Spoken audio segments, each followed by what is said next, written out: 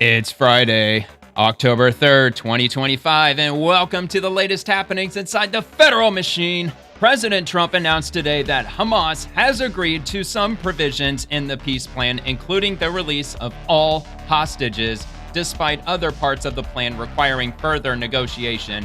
Secretary of War Pete Hegseth announced the fourth obliteration of a narcoterrorist vessel in the Caribbean Sea, killing 4 drug smugglers, which we have on video right here on The Swamp.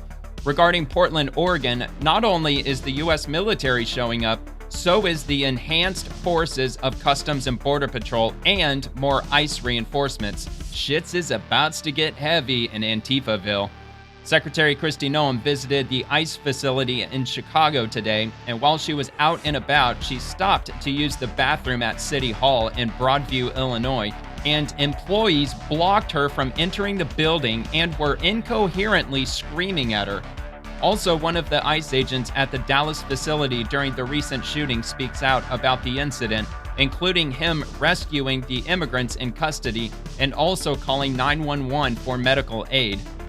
And the Des Moines Public Schools announced they are filing a lawsuit against JG Consulting, which is the firm responsible for hiring the illegal immigrant superintendent who was recently arrested by Immigration and Customs Enforcement.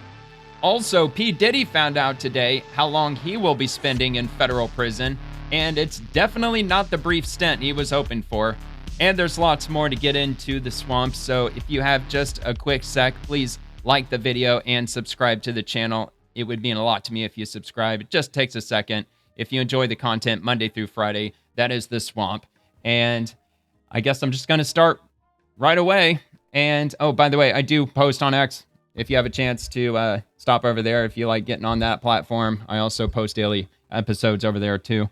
And also, let's go straight here to News Nation. Quote, so many people fought so hard, says President Trump, after Hamas agreed to some elements of his peace plan, including releasing all hostages. Hamas said other parts of the deal will require further negotiation. And we've got more from News Nation right here, which I'm going to link in the description. Every article I open, it's all going to be linked in the description. But first, I'll go ahead and play this from President Trump. The countries that helped me put this together: Qatar, Turkey, Saudi Arabia, Egypt, Jordan, and so many others. So many people fought so hard. This is a big day. We'll see how it all turns out. We have to get the final word down in concrete. Very importantly, I look forward to having the hostages come home to their parents and having some of the hostages, unfortunately, you know the condition they're in, come home likewise to their parents, because their parents wanted them just as much as though that young man or young woman were alive. Dude, Trump's excited, ain't he? You know that this is a very special day, maybe unprecedented in many ways. It is unprecedented, but thank you all, and thank you all to those great countries that helped. We were given a tremendous amount of help. Everybody was unified in wanting this war to end and seeing peace in the Middle East. And we're very close to achieving that. Dude, this is awesome. And everybody will be treated fairly. Yeah, man. I think sounds like it's going to happen, man. Trump sounds really optimistic about it. You know, I think they've actually finally reached a deal. And they did say that there's some things to iron out in the deal. Apparently that's Hamas saying that I guess they're not completely happy with where everything is. I read every single thing in the peace deal just a few days ago on this show. I don't know, man. It sounded pretty legit to me. I mean, they're going to grant Hamas full amnesty as long as they lay down their firearms and release the hostages. They've already, like the United States and Israel and several other Arab countries, I guess they're all going to cooperate together in rebuilding Hamas, or not Hamas, what the fuck am I talking about? The Gaza Strip in Palestine. They're going to rebuild the entire area. They're going to clean out all the rubble. They're going to rebuild all the hospitals and everything that's been damaged during the war, the fallout and everything. Obviously, they're going to send all kinds of food aid. And yeah, so it sounds like a hell of a good deal. Apparently, Hamas dug over 400 miles of tunneling underneath the entire area, and I guess they're going to blast all of it, cover all of it up and everything. So there's a lot that they want to get done. Also, Hamas, not only will they be granted amnesty, but they've been offered free passage, uninterrupted, to go to any country they want. I suppose as long as whatever country they want to go to will accept them. I'm not sure if they iron that out. Maybe that's what Hamas is demanding. Maybe like, I want to go to this country. How do I have the assurances? Because I don't think that was in the deal, like the specific countries or anything like that. So, all right. But anyway, before I get started, I got the countdown clock right here. This is how long the shutdown's been going on. Can you tell? Because it says the shutdown, I mean, I think, yeah, the shutdown. So yeah, it's been 2 days, 21 hours, 15 minutes, and 8 seconds. So I don't know how much longer it's going to go for. I think it's going to be a record. If you ask me, I think it's going to break that 35-day record that the Democrats set back in 2018. That's just my honest opinion. I think it's going to go way longer than that, probably. It's probably going to go on for months. It just all depends. I know the administrator for the office, it was like the OMB, Office of Management and Budget. He's gathering a list of non-essential government employees, and he's going to hand that list to President Trump. And it sounds like next week he might start purging large swaths of the government, employee-wise, which supposedly Trump has the power to do that. When they shut down Congress, or they shut down the government, it effectively shuts down Congress's ability to maintain the government in its current setting. And I suppose the powers in doing so are passed over to the executive branch. So it looks like President Trump is going to have the ability to start firing some people, man. He does what he does best. You're fired. So anyway, let's read a little bit of this article here. So President Trump said on Friday, President Trump on Friday said Hamas, their willingness to release all remaining hostages in Gaza indicates the militant group is ready for peace with Israel, even though Hamas has already accepted parts of his proposed peace plan. Quote, based on the statement just issued by Hamas, I believe they are ready for lasting peace. Israel must immediately stop the bombing of Gaza so that we can get the hostages out safely and quickly. Right now, it's far too dangerous to do that. We are already in discussions on details to be worked out. This is not about Gaza alone. This is about long-sought peace in the Middle East, the president said on the Truth social media platform. So now that I read that, I actually have that his message in a different post. So when I get to that, I'll probably just skip through that. But anyway, the White House earlier this week pushed a 20-point peace plan to end fighting in Gaza and gave Hamas until Sunday to accept the terms, which include releasing all living and dead hostages in Gaza. And Hamas said on Friday that it would agree to release all occupation prisoners, both living and remains, according to the exchange formula contained in President Trump's proposal. But Hamas leaders said they want to negotiate other details with mediators. This seems to satisfy Trump, and later Friday, Israeli Prime Minister signaled support in moving forward. Quote, in light of Hamas's response, Israel is preparing for the immediate implementation of the first stage of President Trump's plan for the immediate release of all the hostages, his office said Friday. We will continue to work in full cooperation with the president and his team to end the war in accordance with the principles set by Israel, which align with President Trump's vision. Friday's developments buoyed the hopes of peace proponents, including United Nations Secretary General Antonio Guterres, but others were skeptical. Trump ally Senator Lindsey Graham, fucking Lindsey Graham, of course, he's always skeptical about something because he says he's a staunch Trump supporter, but yeah, he's totally a staunch Trump supporter.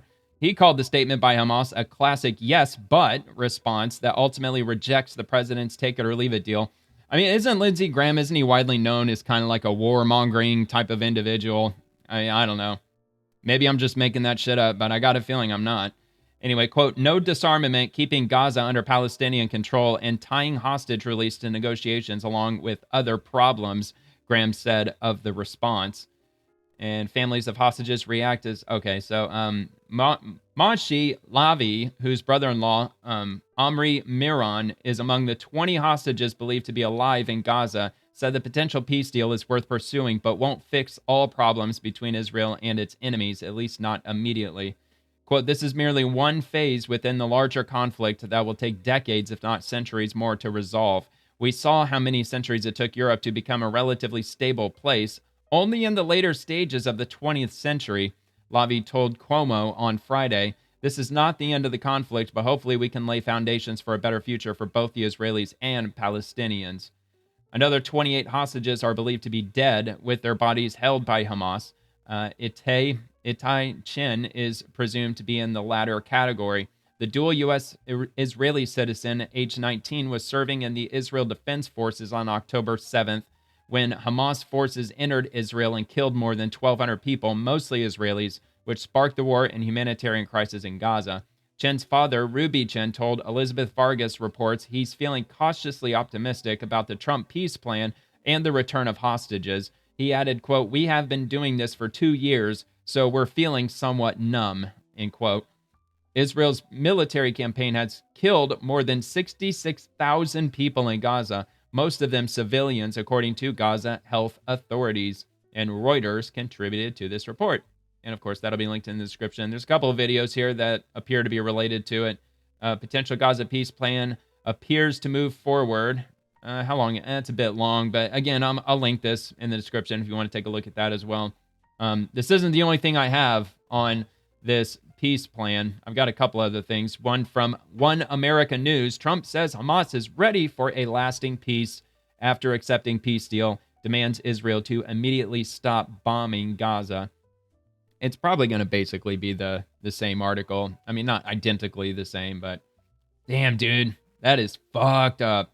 Anyway, Trump said Hamas is ready for a lasting peace. Okay, we already read that. I can go past that. So President Trump welcomed Hamas' response to his 20-point peace proposal aimed at ending the war in Gaza on Friday. On Friday morning, President Trump issued a lengthy Truth Social post announcing that the terror group has until Sunday evening to accept the last chance peace deal, or all hell like no one has ever seen before will break out against Hamas, and I bet he ain't bluffing. President Trump's Truth Social post followed the unveiling of his 20-point peace proposal on Monday alongside Israeli Prime Minister Benjamin Netanyahu. So yeah, if you want to go back to my Monday episode, I read out every word of that.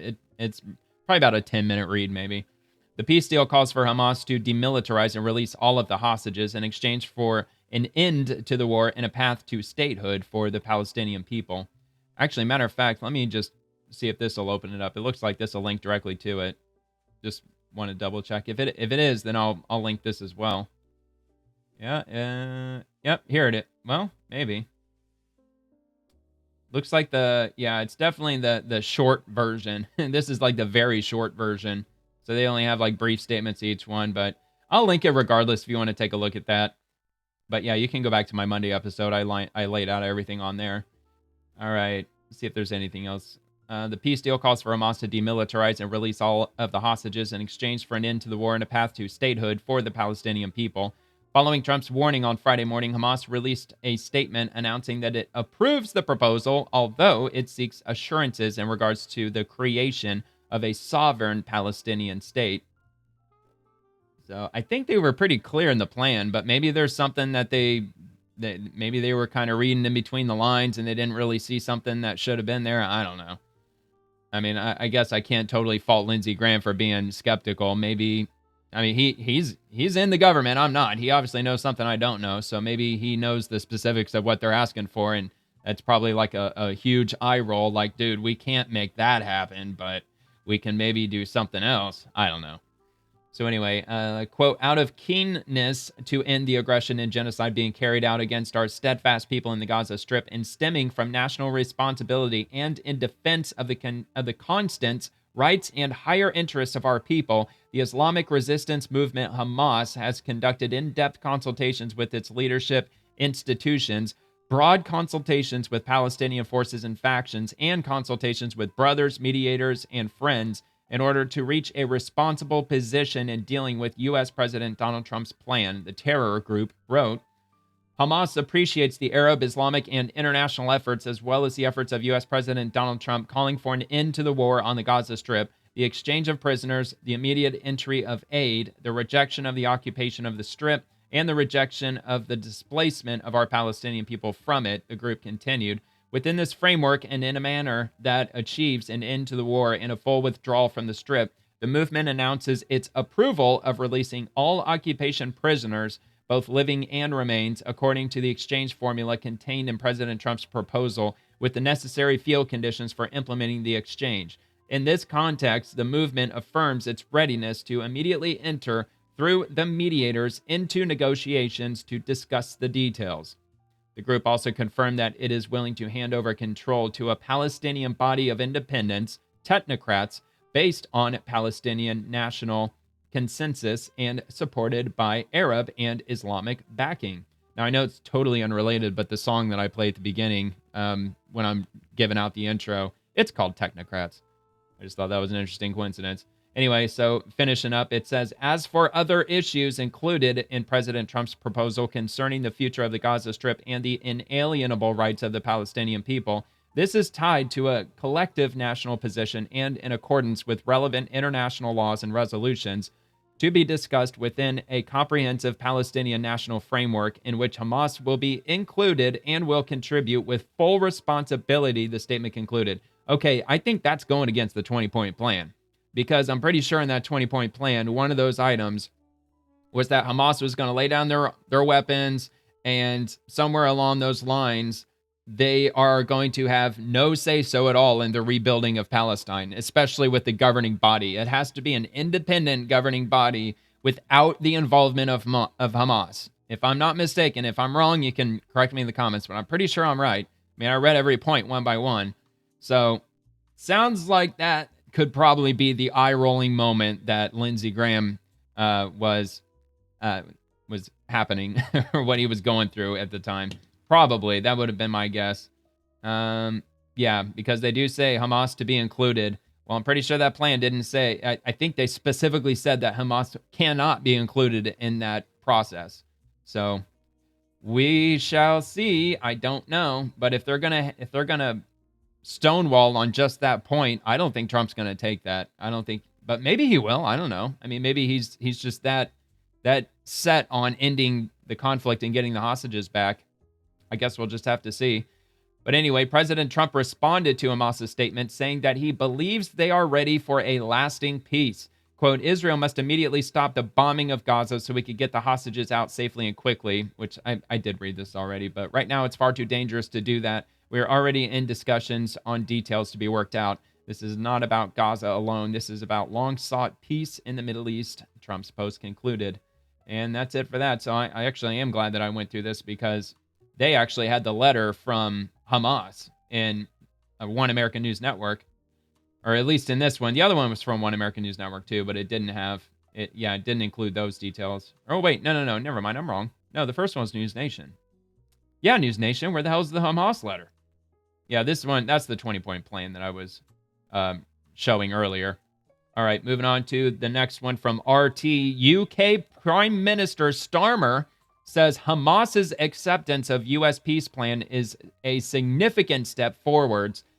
And this is the letter that he released today, Friday, October 3rd of 2025. Hamas's acceptance of the U.S. peace plan is a significant step forwards. We strongly support President Trump's efforts, which have brought us closer to peace than ever before. There is now an opportunity to end the fighting, for the hostages to return home, and for humanitarian aid to reach those who desperately need it. We call on all sides to implement the agreement without delay. The UK, alongside our partners, stands ready to support further negotiations and to work towards sustainable peace for Israelis and Palestinians alike. Keir Starmer, Prime Minister of the UK. And we've got this from U.S. Senator John Fetterman. Hamas must choose peace or its own destruction. By the way, this was 3 hours ago. Send the hostages home now. As an unapologetic supporter of Israel, the Gaza war must end to have peace and security for Israel and Palestinians. Politics aside, credit to President Trump's peace plan to get to this encouraging point. And he links Reuters. Hamas says it agrees to release all Israeli hostages under Trump Gaza plan. At least I'm guessing he linked it. Or not. I guess, never mind. He just took a screenshot of it.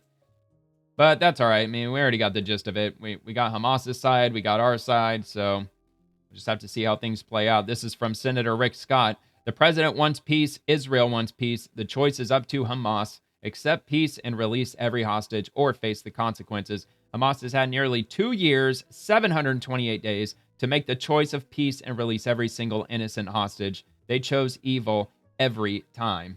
And he is responding to President Trump's Truth Social. post from earlier today. And it reads as follows. Hamas has been a ruthless and violent threat for many years in the Middle East. They have killed and made lives unbearably miserable, culminating with the October 7th massacre in Israel. Babies, women, children, old people, and many young men and women, boys and girls getting ready to celebrate their future lives together. As retribution for the October 7th attack on civilization, more than 25,000 Hamas soldiers have already been killed. Most of the rest are surrounded and militarily trapped, just waiting for me to give the word go for their lives to be quickly extinguished. As for the rest, we know where and who you are, and you will be hunted down and killed. I'm asking that all innocent Palestinians immediately leave the area of potentially great future death for safer parts of Gaza. Everyone will be well cared for by those who are waiting to help. Fortunately for Hamas, however, they will be given one last chance. Great, powerful, and very rich nations of the Middle East and the surrounding areas beyond, together with the United States of America, have agreed with Israel signing on to peace after 3,000 years in the Middle East. This deal also spares the lives of all remaining Hamas fighters. The details of the document are known to the world, and it is a great one for all. We will have peace in the Middle East one way or the other. The violence and bloodshed will stop. Release the hostages, all of them, including the bodies of those that are dead now. An agreement must be reached with Hamas by Sunday evening at 6 p.m. Washington, D.C. time. Every country has signed on. If this last chance agreement is not reached, all hell, like no one has ever seen before, will break out against Hamas. There will be peace in the Middle East one way or the other. Thank you for your attention to this matter, President Donald J. Trump. Damn, he means fucking business, man. He is not fucking around. It's like, you got one last chance, and you're going to be able to see the fucking firebombing from the fucking moon. It is going to be all out annihilation. And I think he means business, man. And if there's any country who's really good at doing that, that would be the United States of America, baby. And we got this from the White House. Based on the statement just issued by Hamas, I believe they are ready for a lasting peace. Israel must immediately stop the bombing of Gaza so that we can get the hostages out safely and quickly. This is about long-sought peace in the Middle East. I think it's like the third time I've read it, but, that's all right. And then that's his post from earlier. This is from Caroline Levitt. Behind the scenes in the Oval Office, President Trump responds to Hamas's acceptance of his peace plan. Stay tuned. There he is right there. And X doesn't let me zoom it in. I wish it would, but it won't. It's just the nature of the platform. Maybe one day. One can only hope. All right, so we're going to move on to the next thing. This is from Secretary of War Pete Hegseth. Check this out. Earlier this morning, on President Trump's orders, I directed a lethal kinetic strike on a narco-trafficking vessel affiliated with designated terrorist organizations in the U.S. Southcom area of responsibility. 4 male narco-terrorists aboard the vessel were killed in the strike, and no U.S. forces were harmed in the operation. The strike was conducted in international waters just off the coast of Venezuela, while the vessel was transporting substantial amounts of narcotics headed to America to poison our people. Our intelligence, without a doubt, confirmed that this vessel was trafficking narcotics. The people on board were narco-terrorists, and they were operating on a known narco-trafficking transit route. These strikes will continue until the attacks on the American people are over. Let's take a look at this. And I don't believe there's sound, so no need to listen for it. Just wait for the fireworks. Boom! There it is. And splash. See ya. Sunk to the bottom of the ocean. Let's see that again. America! Fuck yeah! Oh, man. Here we go. Bang! All right, one more. Tink. That's a big one, man. It's a big explosion. You see how it, like, all these pieces of shrapnel just all hit the water at the same time? Like, all simultaneous. See, look at that. Isn't that crazy? Like, even way out here. I guess they were just wanting to make damn sure they weren't going to miss. And they didn't. Shit, man. With our weapons, we don't miss, man. We never miss. We don't miss, man. If that boat was going 400 miles an hour, we still would have hit it dead on target. So there you go, man. That's the footage. I'll repost it if you want to check it out. If you look in the description, a direct link, at least there should be a direct link to my X profile, is down there in the description, or at least my handle is. I'm not sure if the link works or not. It should, but all right. Anyway, Rapid Response 47. Moving on to the next thing. Press Secretary, President Trump will end the radical left's reign of terror in Portland once and for all. The president has directed the Secretary of War to provide all necessary troops to protect war-ravaged Portland and any ICE facilities under siege. Let's check this out. President Trump will end the radical left's reign of terror in Portland. Radical left. Fuck the you. The president has directed Secretary Hegseth to provide all necessary troops to protect war-ravaged Portland and any ICE facilities under siege from attack by Antifa and other left-wing domestic terrorists. What's been allowed to happen in Portland, and we saw disturbing video footage of this last night. This is not peaceful protesting. This is left-wing anarchy rhymes with Portland. That has been destroying this great American city for years. Antifaville. Leaving police officers battered, citizens terrorized, and business properties damaged.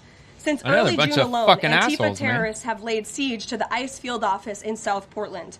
These radical left-wing lunatics have violently breached the ICE facility by using a stop sign as a battering ram, hurled explosives and other projectiles at law enforcement, repeatedly assault and dox officers.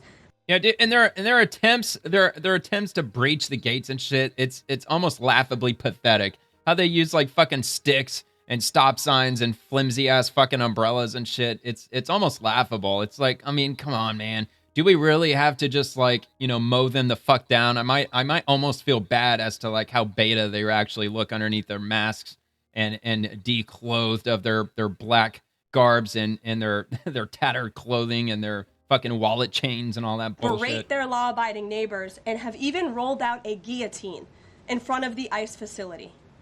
And more people should be reporting on that. Dude, they're gonna President fuck Trump has them sent up. federal law enforcement to protect federal Antifa's assets and about to arrest get those fucked fueling up. this violence.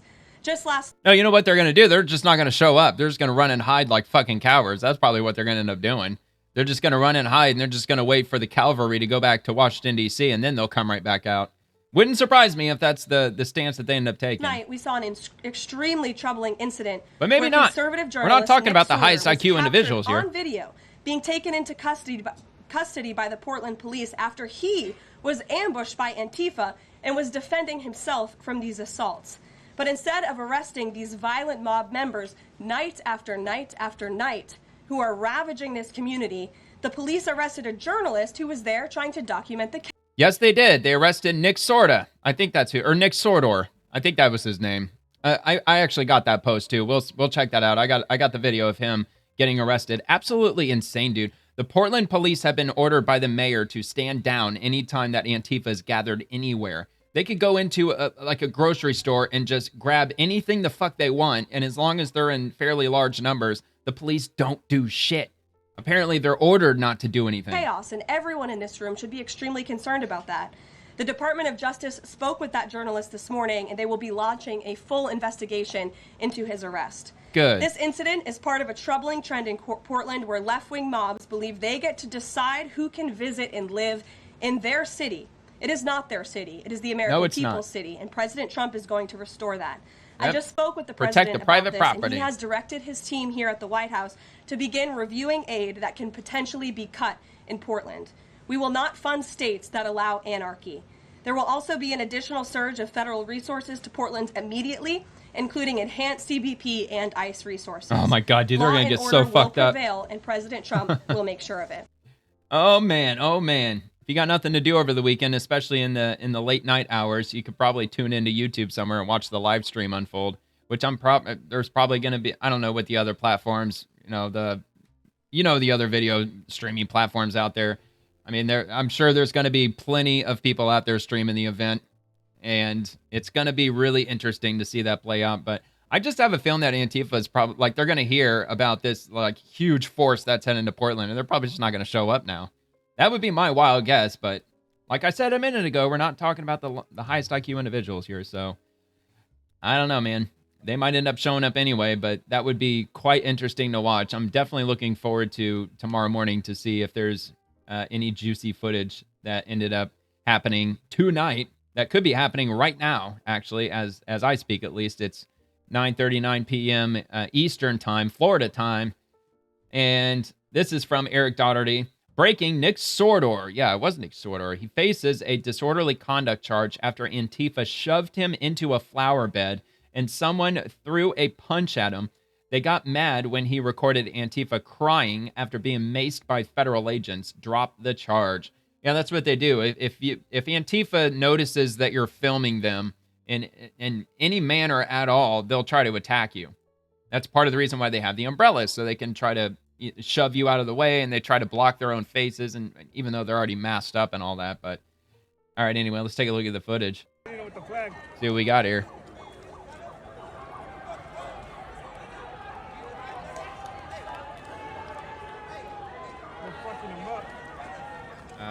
I think that's him right there. Hey.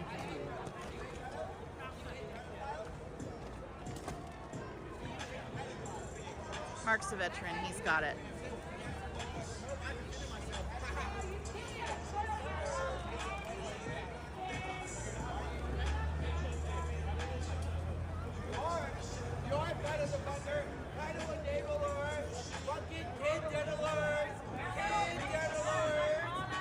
It looked like he was filming the whole time.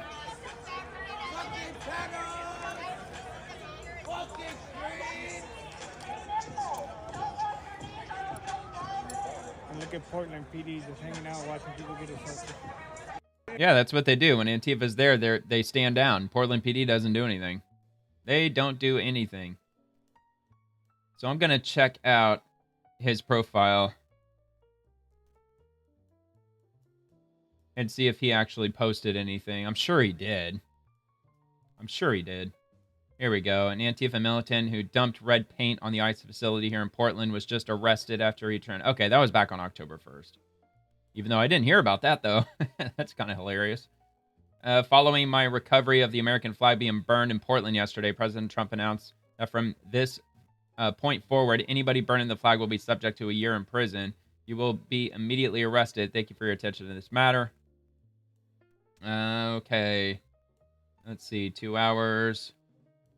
All right. That's... Oh, okay. So there's more views here. Antifa thugs swarm journalist Nick Sordor, shoving him into a deep sidewalk pit like rabid jackals. Let's check this out. I'm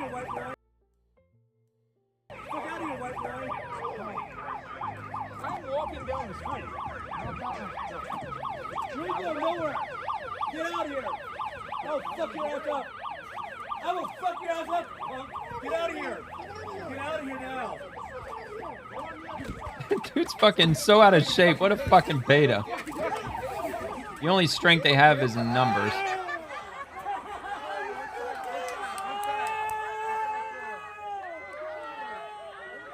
A bunch of fucking assholes.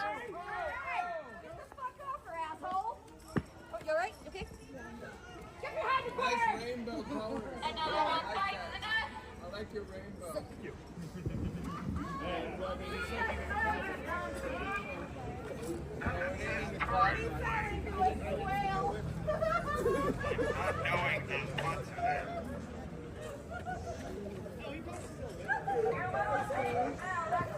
Oh, sorry. Around you.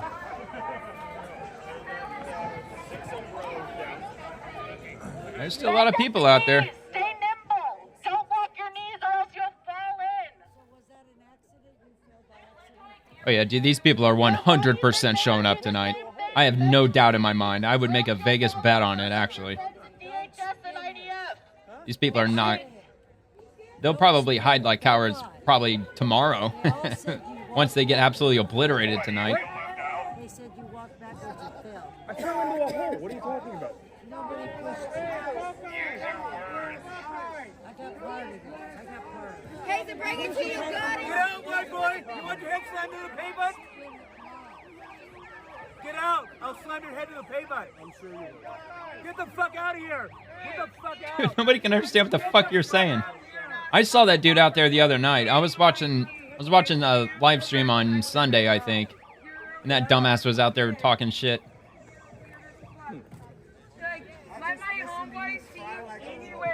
Alright, well that looks like that's basically it, right? Yeah, they're just talking over. But there's one more bit shorter. Put that light. I'll fuck it up. I will fuck you up. I will fuck you up. Yeah, get back to court. the most popular you've been since you started high school. It's a whole little parade. You know? Talk about a bark louder than his, or worse than his bite, or whatever the fuck. Bark bigger than his bite.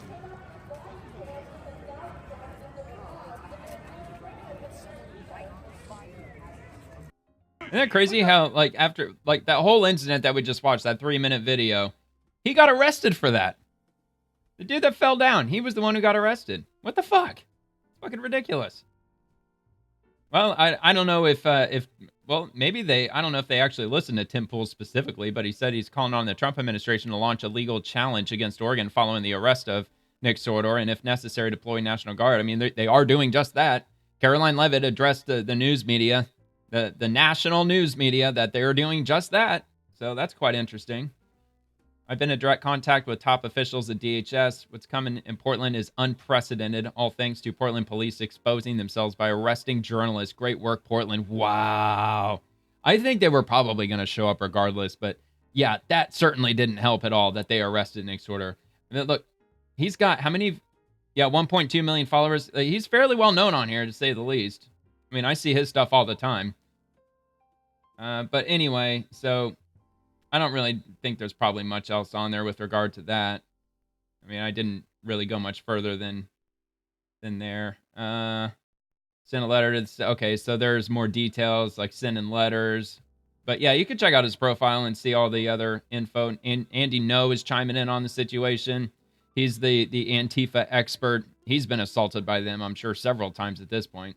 I know they beat him up pretty bad at one point a few years ago. Yeah, here we go. Like he's posting what Caroline Leavitt was saying that we watched a minute ago. Yeah, man. All right. So I guess I'll just move on from there and see where we're going next. And okay, yeah, he was released from custody. He's being charged with disorderly conduct. And he asked what happened. He said he was getting video of protesters getting maced by federal agents, which was embarrassing video for them as they were crying. I'm sure they were crying. Said they were swarmed, or they swarmed and surrounded him, pushed him into a flower bed. And then he was shocked to be arrested by the police. And he said he asked him about a female protester who was arrested with him. He said he talked to her in the jail, and she didn't seem like she was the one who assaulted him. Yeah, probably just another bystander. You know, like typical fucking Gestapo-style police. They only arrest the innocent. All right, man. I guess we'll just move on from there. And probably related. Yeah, so Tricia McLaughlin, there will be a surge of federal resources to Portland immediately. Enhanced CBP and ICE Gov resources incoming. Thank you to FBI Director Kash Patel, Pam Bondi, the AG, the FBI, and the Justice Department, and the DEA for their swift action. Sounds like the DEA is even coming down there, too. This violence will end under President Trump.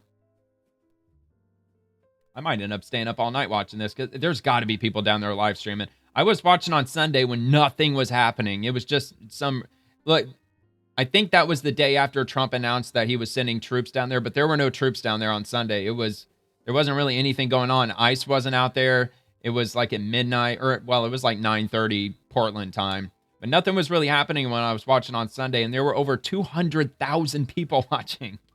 Even though there wasn't really much going on at all. They were just standing around just talking shit. No, didn't really see any fights. I mean, a couple of people got in each other's faces, but nothing really substantial.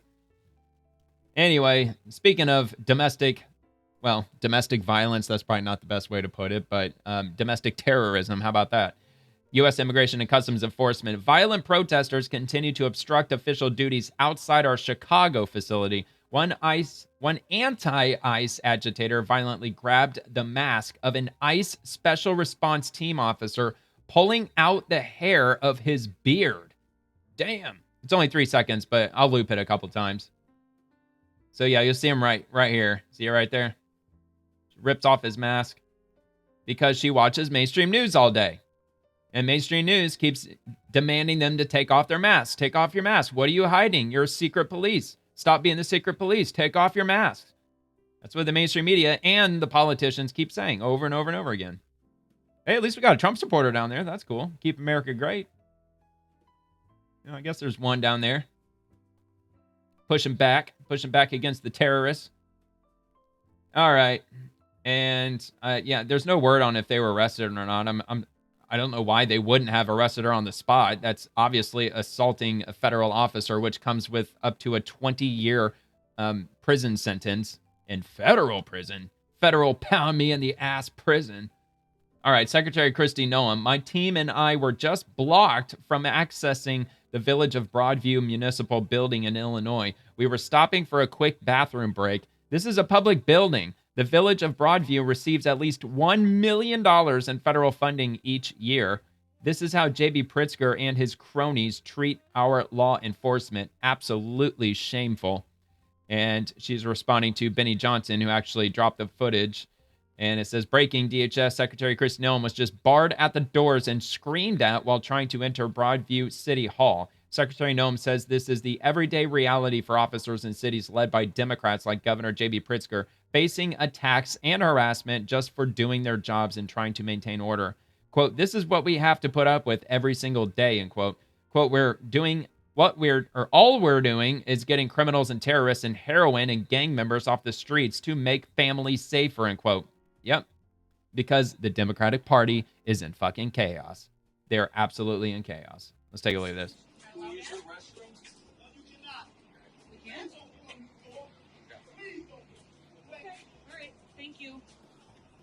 Interesting. Yeah, incoherent. Didn't hear what he said. What Governor Pritzker says is shouting and screaming. Keeping people safe. Not allowed into a public building. The people's building. So why wouldn't they let you in? What's been going on here? Secretary? We were coming to go out and do some operations to pick up some guys with criminal convictions on them, and the city police wouldn't even let us use a restroom. And you were just blocked by a worker here for the city? A worker at the municipal building here in Broadview. Unfucking believable. Would not allow us to go in and to use a restroom at the police station. So as much as these local leaders and governors talk about cooperating and having the backs of our law enforcement officers, this is what we have to put up with every single day. And all we're... Look, I got something to say, man. Like with this Fiji water business, President Trump, he drinks Fiji water all the time. And I see like other government officials, they're drinking Fiji water. Where's America water? Like not American water. No, America water. We don't have any of that. We should get America water. Even use the same shape. They probably don't have a patent on the shape of the bottle. It's just a simple square bottle. And I know they put them in that shape so they can ship them, by higher volume because obviously they have to ship it from Fiji. I just don't get that. Why don't we have America water? Well, like what state's it going to come from? Well, I mean, it sure shit ain't going to come from like Flint, Michigan. What about Florida? What about where I live? We've got over 1,000 natural springs here in Florida, freshwater springs. I think the state of Florida actually has more springs, more natural springs than any other region on Earth. So we got plenty of fresh water, at least down here, that we could bottle up, sell America water. And I don't know. I guess if you're entrepreneurially minded, maybe you can get a contract with the government, start selling America water. And then maybe, I don't know, like the slogan could be FK, yeah, or something. I don't know. Is getting criminals and terrorists and cartel fuck yeah off the streets to make families safer here. It's ridiculous. I mean, it is ridiculous. Law enforcement, I mean, this is a real problem around here. This is a real problem. I'm so proud of our officers that deal with this every single day. They know that America's got their backs, but what they face here every day is real prosecution. Incredible. Incredible. Wow. Municipal Broadview building. Yeah, crazy. The Secretary of Homeland Security inside the building. Yeah, but I mean, come on. She probably wasn't just going to use the bathroom. I think maybe, probably a political stunt. But look, man, the Democrats pull this shit all the time. They show up to ICE facilities and they're like, we must come in and inspect the building right now. We're Congress members. We're allowed to. Which, of course, ICE says that we've got dangerous criminals in our facility and we're processing them, which means they're not locked up right now. So you got to give us some time so we can put them into holding cells before you can come in. And they're like, no, we need to come in right now because you're putting kids in cages and all that bullshit. So, but either way, it's a public building. They had no right to keep her out. It's a public building. I mean, what the hell? It's a taxpayers' building, for fuck's sakes. Especially if they're getting $1 million in federal funding each year. Sounds like that might end up getting yanked. At least it should. Now that the government's closed, it sounds like Trump's got a hell of a lot more power than he had just a few days ago. All right, so this is from Benny Johnson, Secretary Kristi Noem at the ICE facility in Chicago. So that's also what she was doing in Chicago. Speaking with DHS employees and inspecting the processing center as detained criminal aliens look on. This is hilarious. The dude with the camera zooms in on the criminal aliens. They're going to be over here off to the right in a holding cell.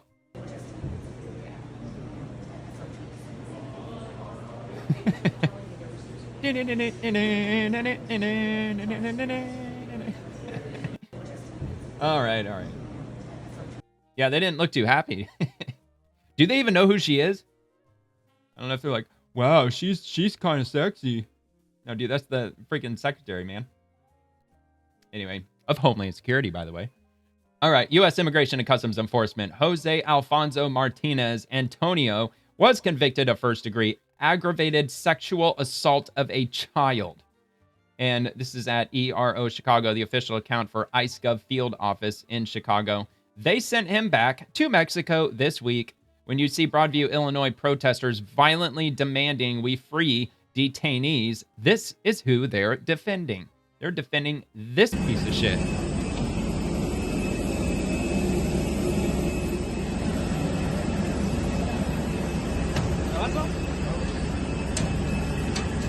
They better be throwing his fucking ass in prison once he gets to Mexico. That's all I'm saying. They better not just cut his ass loose on the fucking tarmac. Although I'm sure they are. I'm sure they're going to throw his ass directly in prison. I accidentally clicked back too far. That's all right. We hadn't gotten that far yet. Here we go. We're good. Moving on to Homeland Security. Would you like to help keep jihad out of America? You can go to uscis.gov and join. Especially if you're out there looking for a big job opportunity, a career opportunity. Matter of fact, you don't even have to have a college degree. And they give you up to a $50,000 sign-on bonus. And I think they forgive some student loans or something like that. Apparently, there's a lot. Remote work, too. If you're into working remote, they got jobs. Working remote, no degree required. Up to $50K. Sounds promising. And they're responding to Disclosed.tv on October 2nd. Just in, UK's counter-terrorism police name Manchester synagogue attacker as Jihad al-Shami, a 35-year-old UK citizen of Syrian descent. So, yeah, there you go. And, yeah, if you get a job with them, you can decide who gets into the country and who doesn't. Sounds like a cool job. All right, U.S. Immigration and Customs Enforcement, once again, on September 30th, ICE officer Andre recounted his personal experience during last week's sniper attack on ICE's Dallas facility, from where he called 911 to getting detainees to safety during gunfire. This is true heroism in the face of violent chaos. I don't know if it's Andres or Andre. Not totally sure. I mean, if you've been listening to me for a while, you know I'm absolutely freaking abysmal with names. Our next guest is a Dallas ICE agent who was there that day of the shooting. He helped evacuate the wounded detainees and get others to safety. Deportation officer Andres joins me here in the studio. Andres, great to have you on the program. Glad you're safe. Thank you for your time today. I would love if you would just share with us a little bit about your experience during that terrible day at your ICE facility. Well, first off, thank you for having me. Well, my experience there was very unsettling. It was chaotic. It started off in the Sally Port. I was outside. I was one of the ones who initiated the 911 call. I was the first one who heard the gunshot go off. First gunshot went off, and I thought at that moment I thought it was a tire that might have just popped in the tire blowout in the interstate. And while this is going on, I'm digging through the trunk of my vehicle in the Sally, which is still in the Sally Port. And then the second shot goes off, and that's when I got a cold feeling down my spine. Okay, this is unusual. So I started putting my belts, my tactical belt, my body armor, and I put my helmet. And then the third shot came out. That's when I knew that we were under attack at that moment. Good grief. So I heard I was hearing the direction where the fire was coming from. So I ran towards the direction of the gunshots. Thinking it was probably an active shooter. But as I got closer and I passed the first Sally Port door, that's when I knew I continuously heard gunshots. So that's when I knew that the fire was coming from an elevated position, which was the rooftop. So For me to that's the van they were in. Towards the shooter would just expose me to his crosshairs or his scope. So I hunkered down behind the Connex box and I took cover, and I immediately pulled out my cell phone and I dialed 911, and from there I just coordinated the response of the incoming units. So I was very careful at that time as to what I put out to the dispatcher, because I didn't want the dispatcher, to relay different information to the responding units that will compromise their safety upon arrival. So one of the things that I specifically said to her was that a sniper at the rear of the building at a rooftop. The reason I said that, in contrast to saying an active shooter, because active shooter want to drive into the middle of it, will require a certain response where other units converge into the location. So that's what I wanted to avoid. I wanted to avoid the incoming response units. Wanted to avoid come into an ambush for the sniper. Further. So your first reaction, Andres, was to run toward the fire, run towards the gunshots until you recognized that it was from an elevated position, at which point you took cover. Do you remember how many shots rang out that day?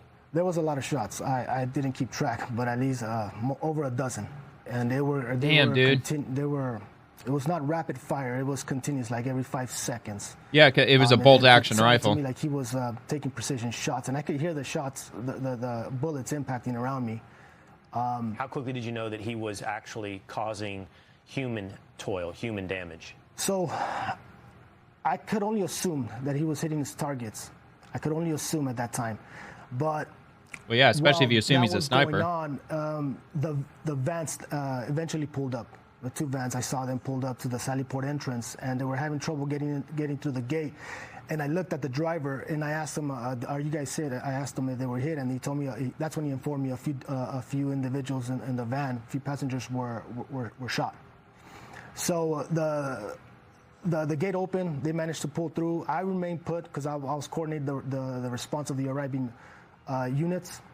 So I remained pinned down behind the Connex box, taking cover.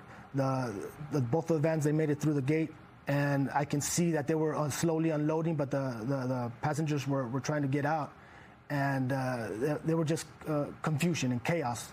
I recall yelling at them, telling them in Spanish to get inside the building. That's when I saw the door of the building open, and they all started to run inside. So, God, dude, that's so fucked up, man. I heard the shots stop, as if I wasn't sure if he retreated from his elevated position and I was on the ground, and he was ready to come up and engage us on the ground. Or take off. I began to get concerned for my safety there. I didn't want to expose expose myself to his crosshairs. So, but I also didn't want to get outflanked. To my left and to my right, I was in a vulnerable position. So, what I used there to clear my flank, I pulled out my cell phone. I used the camera on my cell phone, and I just put it to the side to see if he was approaching or see if I could locate the shooter. Once I determined I couldn't locate him, I figured, okay, this is probably a good time to retreat. So as I was getting up to retreat back inside the building, I see a kid walking up, an employee, with his lunchbox, just like nothing's going on. And that's when I called to him, and I grabbed him, and I threw him in the ground behind cover with me. Right.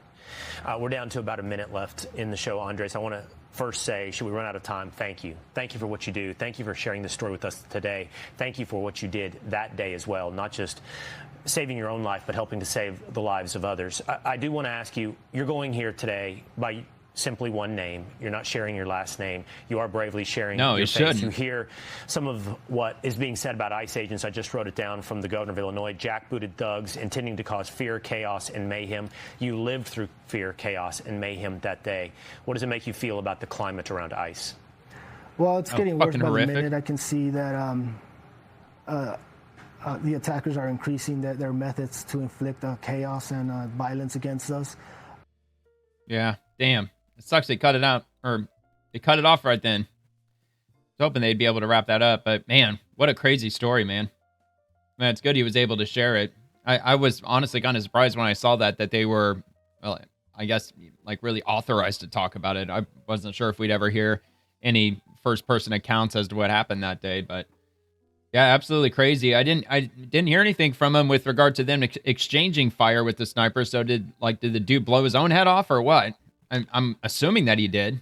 And plus, like he said, there's like a dozen or so rounds that went off and then nothing. So, and they found him dead up there on the roof. So I'm assuming that's the way he went out. All right, so we have this from Newsmax. Des Moines Public Schools will file a lawsuit against JG Consulting, the firm that led the search for former Superintendent Ian Roberts, who resigned after being arrested by ICE. And of course, they found a loaded handgun in his vehicle when they finally caught up to him. They tried to pull him over and he took off. And they caught up to him down the road, and I think they found him in like a high brush field or something like that. Then they ended up finding a loaded handgun in his vehicle, and they also found a hunting knife, and they found $3,000 in currency, freaking cash. But anyway, the Des Moines Public Schools will file a lawsuit against JG Consulting, the firm that led the search for former Superintendent Ian Roberts, who resigned after being arrested by ICE. The district alleges JG Consulting failed to properly vet Roberts before his 2023 hiring. Yeah, they kind of did, because he overstayed his visa, which was issued to him back in like 1999. And then he had a final order of removal in May of 2024, which I'm assuming that his visa had long since expired before then. And the background check when he was hired in 2023 should have obviously, that should have been a red flag in and of itself. Plus, in 2020, check this out, Roberts had a 2020 weapons charge and a 2024 deportation order. So he was caught with a firearm in 2020 and was arrested for it because he's not a U.S. citizen. He's not supposed to have a firearm, but he did. And that, if my math is right, that was before he was hired by the school district, since that was in 2020 when he was arrested on his weapons charge, and they hired him in 2023. So when agents tried to arrest him, he allegedly fled and was later caught with $3,000, a loaded gun, and a knife in his car, hunting knife, non-foldable hunting knife. The district said in a statement that it believed Roberts was a U.S. citizen and that they knew nothing of his immigration or criminal issues. Roberts, originally from Guyana, came to the U.S. on a student visa in 1999 and previously worked in Pennsylvania schools. Quote, the search firm failed in their duty. Ian Roberts should have never been presented as a potential superintendent, said school board chair Jackie Norris.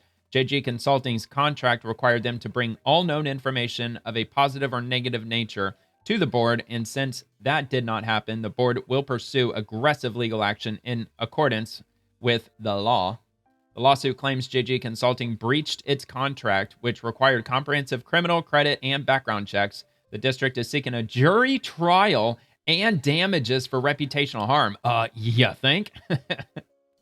Yeah, dude, because everybody's pointing directly at the school district. Even I was saying they should fire every fucking last board member on there. Every single last one of them.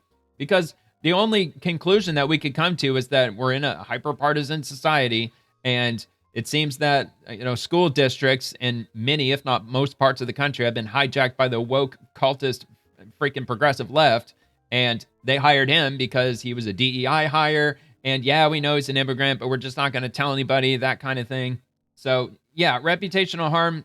Yeah, you got inflicted a lot of reputational harm, especially if what they're saying is legit, which, I mean, I believe them. They're calling the firm JG Consulting. So they probably did use a consulting firm to hire a superintendent. But you would think that the school board would have done an independent background check. I mean, they couldn't take like 15 minutes to run his name through any like federal database or anything. Like, I don't know, E-Verify. That seems something appropriate that a school board would at least look into. But anyway, so they're suing for reputational harm, superintendent pay, and the cost of finding a replacement. So they're looking to get his salary back. So they're going to sue.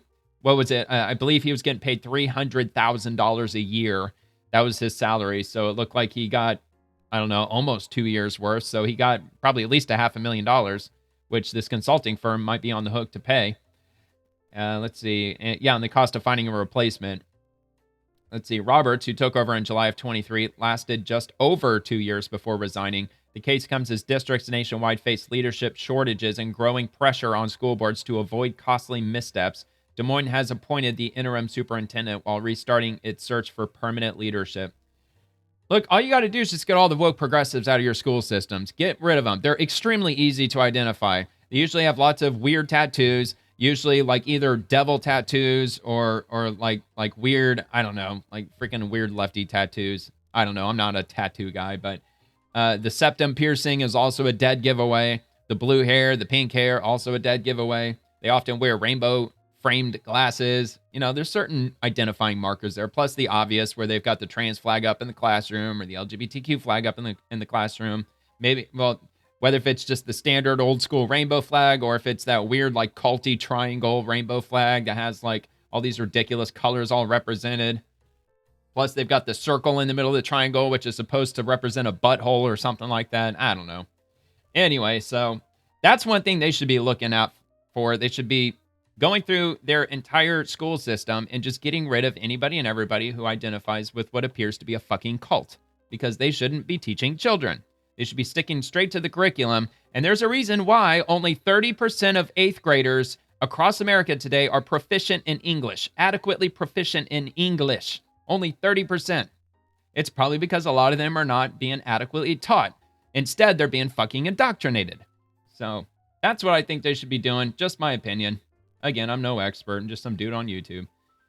All right, so check this out. Check this out. E-News. Sean Diddy Combs sentenced to more than 4 years in prison. Uh-oh. Sean Diddy Combs is upset. Oh, no, he upset. In jail. After being convicted on 2 prostitution-related offenses, he was collapsing. Yeah, I was saying he was crying in court. And racketeering charges in his sex trafficking case, a federal judge has sentenced the Bad Boy Records founder to 50 months in prison. Yeah, apparently this, like, I don't know if you've been keeping track of it. I've been, like, very loosely keeping track of it. Like, every couple of months I might come across something of like, you know, how he's holding up in jail. Apparently the dude's like a broken man. He's been absolutely miserable in prison. He can't take another day. And like when he was found not guilty on the major charges, but he was found guilty for whatever the prostitution charge that they ended up finding him guilty of. He apparently in the moment he was convinced that they were going to let him out that day, and he would be able to go home with his family and then come back for sentencing. But the judge said, "No, you're going right back to jail because you were found guilty. May have not been found guilty of the egregious charges of trafficking, but you were still found guilty for charges, sir." Federal charges, you're going to be placed into holding until your sentence happens. Apparently, he broke down then, too. And now he found out he was sentenced to at least 4 years in prison. Yeah, I'm sure he's kind of falling apart at this point. Like, dude, P. Diddy's got fucking white hair now. Prison, crazy. Followed by 5 years of supervised release. What a fucking year, he must man. Also pay a fine of $500,000. Combs also has a right to appeal the sentence. Hold on. 55-year-old pay a fine of $500,000. Followed by Records founder to 50 months in prison, followed by 5 years of supervised release. He must also pay a fine of $500,000. Combs also has a right to appeal the sentence. Anyway. 55-year-old Combs had previously pleaded not guilty to all 5 charges, 2 counts of sex trafficking by force, fraud, or coercion, and 2 counts of transportation to engage in prostitution, as well as 1 count of racketeering conspiracy, and had initially faced... But look, if it was the prostitution charges, which I think that's what he was charged with, or he was found guilty on, 2 counts of like soliciting or something like that, does that really warrant a 4-year prison sentence? In my opinion, look, I know all the other crazy shit that he's accused of, but if that was just like the strict things, like he picked up a couple of prostitutes or he ordered a couple of like ladies of the evening, escorts or whatever, and that's what they found him guilty of, just in my opinion, that certainly doesn't warrant 4 fucking years. But again, I didn't watch the trial, so there's probably a lot more, there's probably a ton more that I don't know that actually justifies that prison sentence. Possible maximum sentence of life in prison. During the 7-week-long trial that took place earlier this year, prosecutors argued Combs had coerced women to take part in freak-offs, which were drug-fueled sexual performances with sex workers. The defense countered that such encounters were consensual. One of the alleged victims was his ex-girlfriend Cassie Ventura, who dated Combs on and off between 2007 and 2018 and served as one of the prosecution's key witnesses. During her testimony, the singer shared how Combs allegedly controlled all aspects of her life, including instructing her to take part in hundreds of freak-offs. In total, prosecutors called 34 witnesses to the stand, including some of Combs' former employees, male escorts, federal agents, and a former girlfriend who testified under the pseudonym Jane. Jane, who dated the music mogul for 3 years until 2024, testified about the nature of her experience with Combs. All right, whatever. You know, that's basically the gist of it. I was kind of surprised that they didn't have dozens and dozens of women lined up for testifying against him. Like, how many? There were like 2 or something like that. Which coincidence would have it, the head of the prosecution, the leader of the prosecution, whatever, like the attorney in charge was James Comey's daughter, which I thought was hilarious. And for her to fumble and really fuck that up, because the federal government, they win 98% of the cases that they put on trial. They have like 98% conviction rate. It's like, dude, and these are some substantial ass charges. I mean, you heard it. He was facing life in prison. Like, how the fuck does he end up being found not guilty? Talk about a shocker. So, yeah, I don't know, man. Pretty wild. But 50 Cent, he's mocking Diddy on Instagram. Hey, to whoever was booking Diddy for speaking engagement, I heard he won't be able to make it, but I'm available. So there you go. Now, so I don't know if he's eligible for parole. Wait, eligible? Not sure if he is. I mean, maybe on the federal level, things, I think often they kind of have different rules with regard to that. No, he is not eligible for parole. He just sentenced to 50 months in prison, October 3rd. All right, so he could be released in under, oh, well, see, there you go. I mean, under 3 years, that's not 50 months, but okay. Around late 2027, early 28, after serving about 85% of the time remaining term due to good behavior, which I'm sure that's probably going to happen. I'm sure he's going to be on good behavior. But, yeah, okay, so 85%, that's a good majority. So, all right. I mean, he said he's going to appeal it. I doubt he's going to get anywhere with that. He's just going to have to suck it up and do his time. Then he could come out and keep doing whatever the fuck he ends up wanting to do. With all of that fucking, like, bathtubs full of baby oil and shit. All right, moving on to Reuters. The Dow Jones, the S&P 500, they managed record closing highs today as the NASDAQ falls in a volatile session. Thought that was interesting to point out since the government has been shut down for a few days and the Democrats kept screaming about how the economy was going to absolutely tank overnight. Stock market was going to plummet. Everything was just going to become mayhem immediately because the evil big bad Republicans that control the Congress and they control the government. It's not our fault that we voted no to keep the spending bill. So yeah, but in the face of all that, if the government absolutely shut down right now, government shut down, the economy's still roaring just fine. And moving on to Newsmax. Chuck Schumer knows that if Socialist Democrat Congresswoman AOC primaries him in a staunch blue New York Senate race, Schumer will be beaten bigly by a Bronx bartender, and his ego, it can't handle that. On Friday's Carl Higbee Frontline, Lydia Courage discussed how ... Minority Leader Chuck Schumer appears to be prioritizing his political image as the government shutdown continues. Well, if he's trying to keep his political image squeaky clean, shutting down the government is probably the dumbest ass thing that he could have possibly done, especially with the amount of power that he just handed Trump with regard to downsizing the government, which is one of the things that Trump ran on. Schumer, let's check this out. He doesn't suddenly care about illegals. Let's not get a, I mean, come on. Schumer has always No, Schumer cares about Schumer. About Schumer. Uh-huh. And that's what this Schumer shutdown is really about.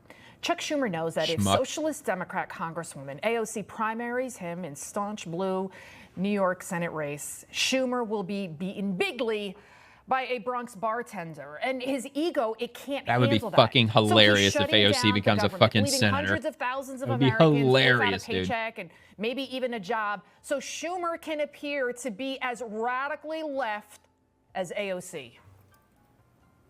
And I saw some Republican members of Congress saying, "Oh, well, if they're about to like Mom Donnie, of AOC. a fucking communist, well, if that's the case, my office be is the open, New York and you mayor. are free to walk in and negotiate with me directly. Because what I'm not going to do is tolerate 4 million uninsured Americans because Donald Trump decided one day that he proof? wants to just make sure that." Again, what else is new? Democrats, they're saying 4 million this. I heard 20 million. I heard 25 million. I'm hearing these numbers all over the place from Democrats, but they never show anything in black and white. Where's the writing? Where's the legislation? Where's the proof? Where's the evidence? Where is it? Nobody wants to show it on the Democrat side. All they got is their blank-ass fucking words. They got their gums flapping in the wind. They don't have anything substantial to show me that would convince me that, oh, okay, well, yeah, I guess that is going to take 5 million people off of insurance or whatever the fuck she's talking about. kids are dying because they don't have access to insurance. Oh, come on, you fucking Girl, drama you queen. are Kids aren't not a fucking senator, dying. But clearly you are aiming Not from to be this. one, maybe even the president, and you are certainly in the driver's seat here. Yeah, but see, there's one major problem that I think AOC has. She doesn't debate, right? I don't think she debates. I don't think she's ever debated anyone, at least not that I'm aware of.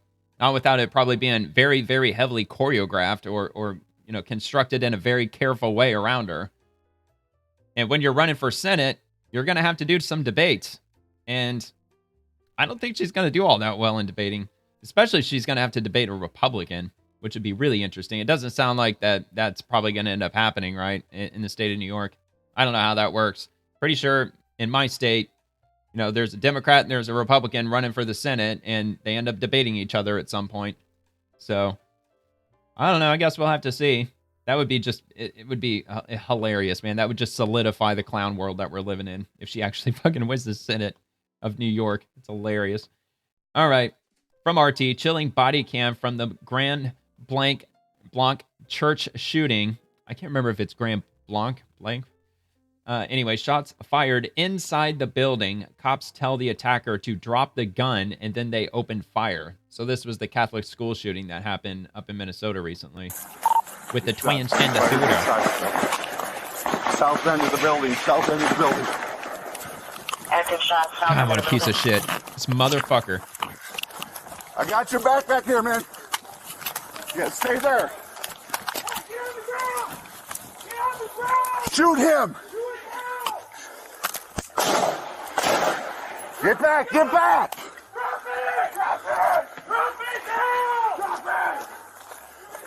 Drop the gun now. Drop it.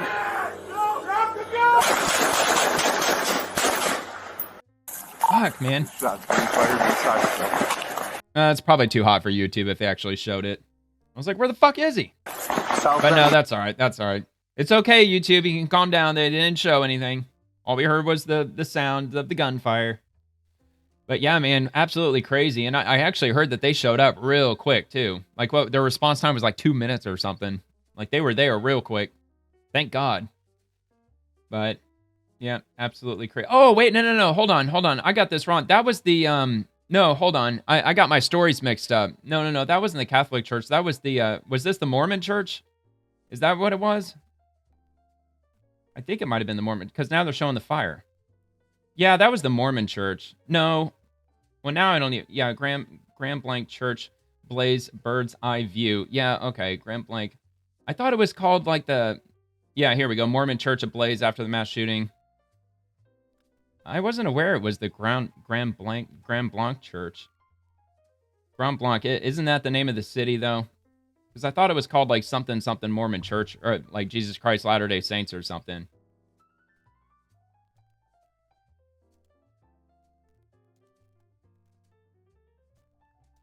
I don't know. See, now I'm all confused, dude. There's been so many mass shootings recently. I'm getting them all mixed up now. It's freaking ridiculous. September 28th, mass shooting and an arson attack. Yep. Jesus Christ Latter-day Saints meeting house. Okay, yeah, I did. I had it wrong. My bad. I had the one mixed up. So yeah, that was the one that happened most recent, like just about a week ago. All right, okay. Now I'm on the right page. So yeah, so they released the footage of that, obviously. And so that was recently after, which I showed that on my episode last week. I had the drone footage and that other video, the one that was like 8 seconds long. I had that one as well. All right, so we'll go ahead and move on from there to FBI Dallas. Today, FBI Dallas announced its Operation Summer Heat results. Under Operation Summer Heat, FBI Dallas collaborated with our law enforcement partners to apprehend fugitive, seize drugs and firearms, and arrest child predators. We remain committed to protecting our North Texas communities from violent crime, said FBI Dallas Special Agent in Charge, R. Joseph Hothrock. And read the press release here, which here, I'm going to open this up first. And I'll link it if you want to read it. But I'm just going to go to the last part here where they talk about the entire operation. The top half is in regard to Dallas, so it's more of a local synopsis as to what they did. But down here on the national level with Summer Heat, with the FBI, it led to 8,629 arrests, with more than 6,500 falling under the FBI's violent crime and gang program. In addition, agents and intelligence professionals investigating violent crimes against children identified or located 1,053 victim children. Summer heat operations also led to the seizure of 44,569 kilos of cocaine and also 421 kilograms of fentanyl and 2,281 weapons. That was a hell of an operation, man. And it was a national operation involving, I think it was every FBI field office across the country. So, yeah, man, they cleaned up real nice. So I'm curious to see if they end up doing that next year. I imagine they're going to do it every year. I would think they probably would. So let's see this video.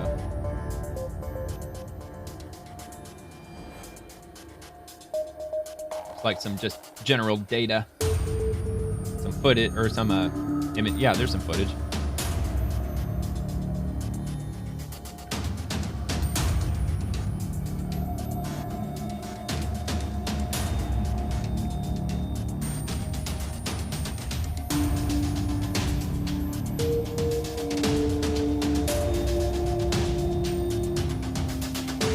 Heavy stats, man. Well done, FBI. Finally, it seems like we're finally getting a credible FBI again. Not all like hyper polarized and politicized. Damn, that's a lot of cash.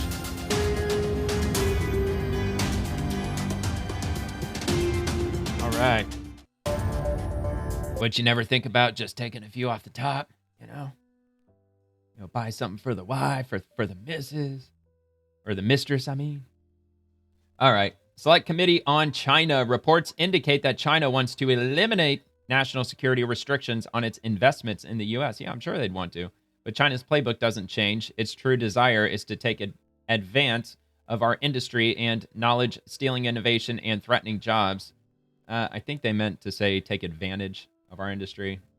I'm just going to assume that's what they meant. All right, so this is from the Select Committee on the CCP, and that's Select Committee on the ccp.house.gov. And it says, the Select Committee on China Chairman John Molinar, Republican of Michigan, made the following statement regarding media reports that China is pushing for America to eliminate national security restrictions on its investments in the United States. Quote, China is a foreign adversary that routinely cheats on its deals with America, and it failed to fulfill its agreements with President Trump in his first term. China's true desire is to take advantage of our country's industry and knowledge, stealing innovation and threatening jobs. China has weaponized its own market and companies against us for decades, and we can't allow those companies to have more access to our economy. Hardworking Americans have rejected Chinese companies coming into their communities, and they want to protect our country, not weaken restrictions on Chinese investment. Amen. 100% correct. Absolutely, man. China, they've been screwing us over for decades. Hands down, man. And we're also inviting 300,000 Chinese students into our university system on an annual basis, which is insane to me, because they're just going to take all that knowledge that they get inside the U.S. and take it right back to China and use that knowledge against us in any possible way that they can. Because at the end of the day, China is a communist country. Communism. I thought we were anti-communism. It's absolutely ridiculous. It's always been ridiculous. All right. Attorney General Pamela Bondi. Memphis Safe Task Force update. Last night, 60 arrests were made and 21 illegal firearms were seized. Arrests include a suspect wanted for rape of a child under 13. Since Monday, 153 arrests have been made, including 5 gang members, 48 guns seized, and 5 missing children recovered. And these are the people that the Democrats are protecting. They absolutely are. And they got 153 of them so far off the Memphis streets. Way to go. And this is from JD Vance. It's always a good time when you get to have the boss over for dinner. Is it Usha? I think it's Usha. Usha and I were so grateful that President Trump and our lovely First Lady Melania could join us for dinner at the Vice President's residence last night. So yeah, they stopped over at JD Vance's place to have some dinner. Good times. So we shared that to the X community about 6 hours ago, which got 114,000 likes. All right, moving on. U.S. Department of Energy. California already has the most expensive electricity in the continental U.S. Why should Americans pay to make their grid more expensive and less reliable? I don't know. Doesn't make any sense to me either. And it was also about a week, maybe 2 weeks ago, when I came across a story, and did that on this show, or talked about it with regard to a solar farm that's in California that they spent $2.2 billion constructing beginning in 2010, and it was operational just a couple of years or a few years after that. And it's only been running for like 8 or 9 years, and it's losing so much money that they're closing it and they're dismantling it because they've lost so much money that they can't afford to keep operating it. And it's supposed to be one of those initiatives that's supposed to be driving down the costs of electricity, but it was doing the opposite. So they're getting rid of them. It's one of those solar farms where I think they're mirrors or something like that, but they shine to this central object that kind of looks like a lighthouse or a beacon, and it focuses all this solar energy at the center, which is supposed to like boil water into steam and turn a turbine or whatever. And yeah, it was like very ineffective. It wasn't producing nearly enough energy. But they thought it was a game changer. It was going to revolutionize the energy industry. It's like if you watch the movie Blade Runner 2049, at the very, very beginning, like where the credits are, like where, what's his name? He's flying in that flying vehicle. You see those solar farms on the ground. That's exactly the one that I'm talking about. It looks like one of those. Ryan Gosling, that's his name. So anyway, Department of Energy, they canceled a $630.6 million Biden-era grant. Why is it getting smaller? There we go. Biden-era grant that would have funded green energy projects in California, in which Governor Gavin Newsom praised as critical to the state, the Washington Free Beacon has learned. According to internal agency documents, Trump Energy Department officials determined that the grant would have been used primarily to support new solar and wind energy projects. State leaders said they plan to use the funding to upgrade 100 miles of transmission lines to enable more green energy to come online as part of the California Energy Commission's so-called Charge 2T program. Quote, this approach is concerning given the challenges already faced by these renewable projects due to the removal of subsidies and internal Department of Energy studies that indicate their limited contribution during periods of system strain, the Trump Energy Department officials wrote.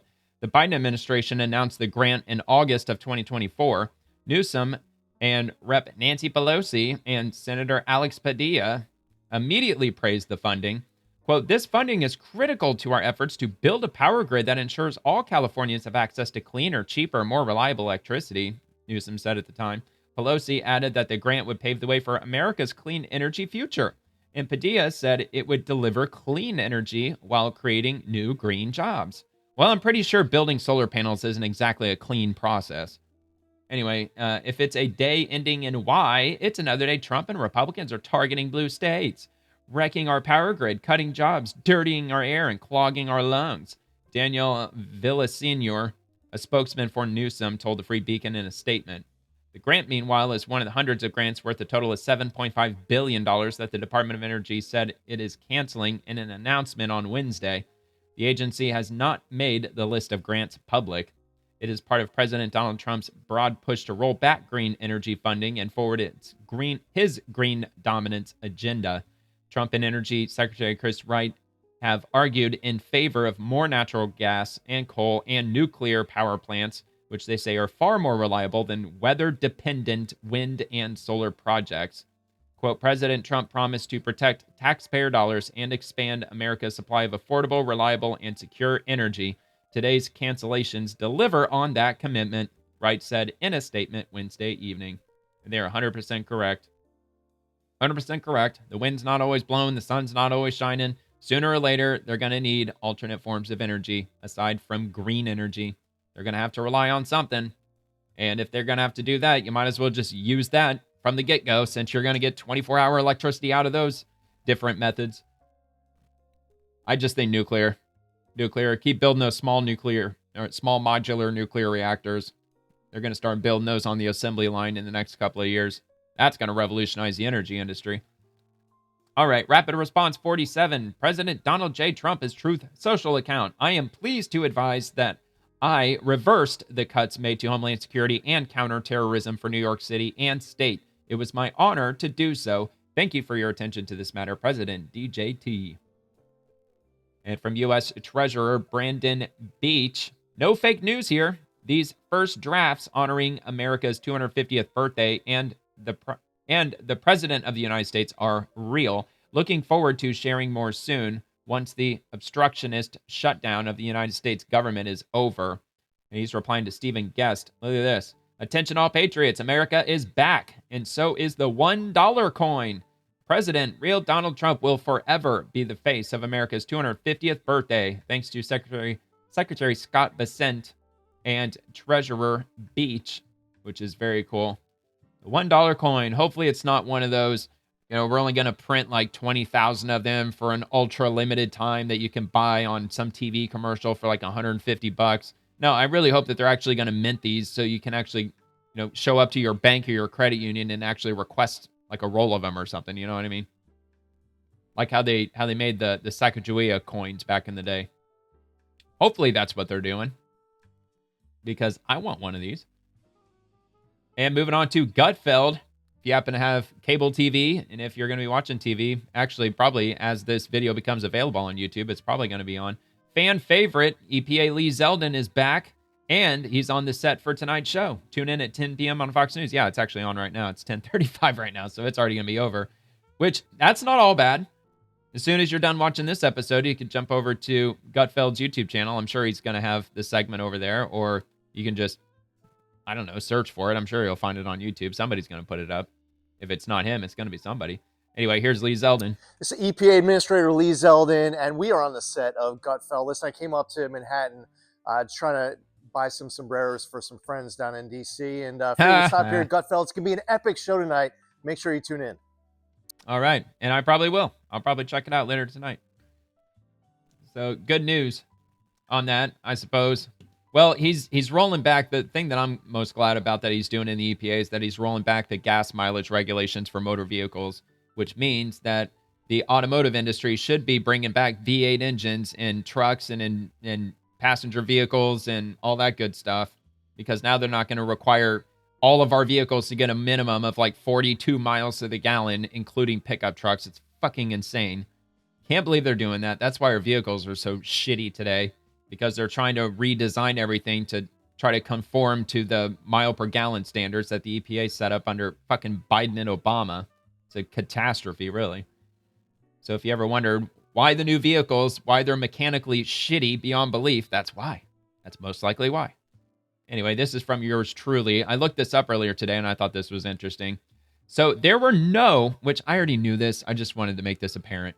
But anyway, there were no Republicans in the Confederate States of America because the Republican Party was explicitly anti-slavery and was not even on the ballot in many southern states in the election of 1860. The Republican Party was founded in 1854 as an anti-slavery party in the North and had almost no support in the South. And that is from Google search. And I just asked the simple question, were there Republicans in the Confederacy? And it gave me this answer. And like, all right. Well, and it's not actually giving me some loaded, convoluted answer about how, well, it wasn't really the Democrats that did slavery. And the Republicans, they weren't perfect either. Like, no, it kind of gave me a straightforward answer, which kind of appreciate. And then that's the image of what it ended up resulting with. So the Democrat Party split along sectional lines in 1860, saw its southern wing fully embrace the pro-slavery procession stance that led to the Civil War. Democrats definitively, according to left-wing Google, they started the Civil War. Not Republicans, the Democrats. And why did the Civil War start? Why did it happen in the first place? Because of slavery. Because the Democrats wanted to keep slavery, and Republicans wanted to abolish slavery. Abraham Lincoln abolished slavery, and then all hell broke loose, no thanks to the fucking Democrats. Some things just never change.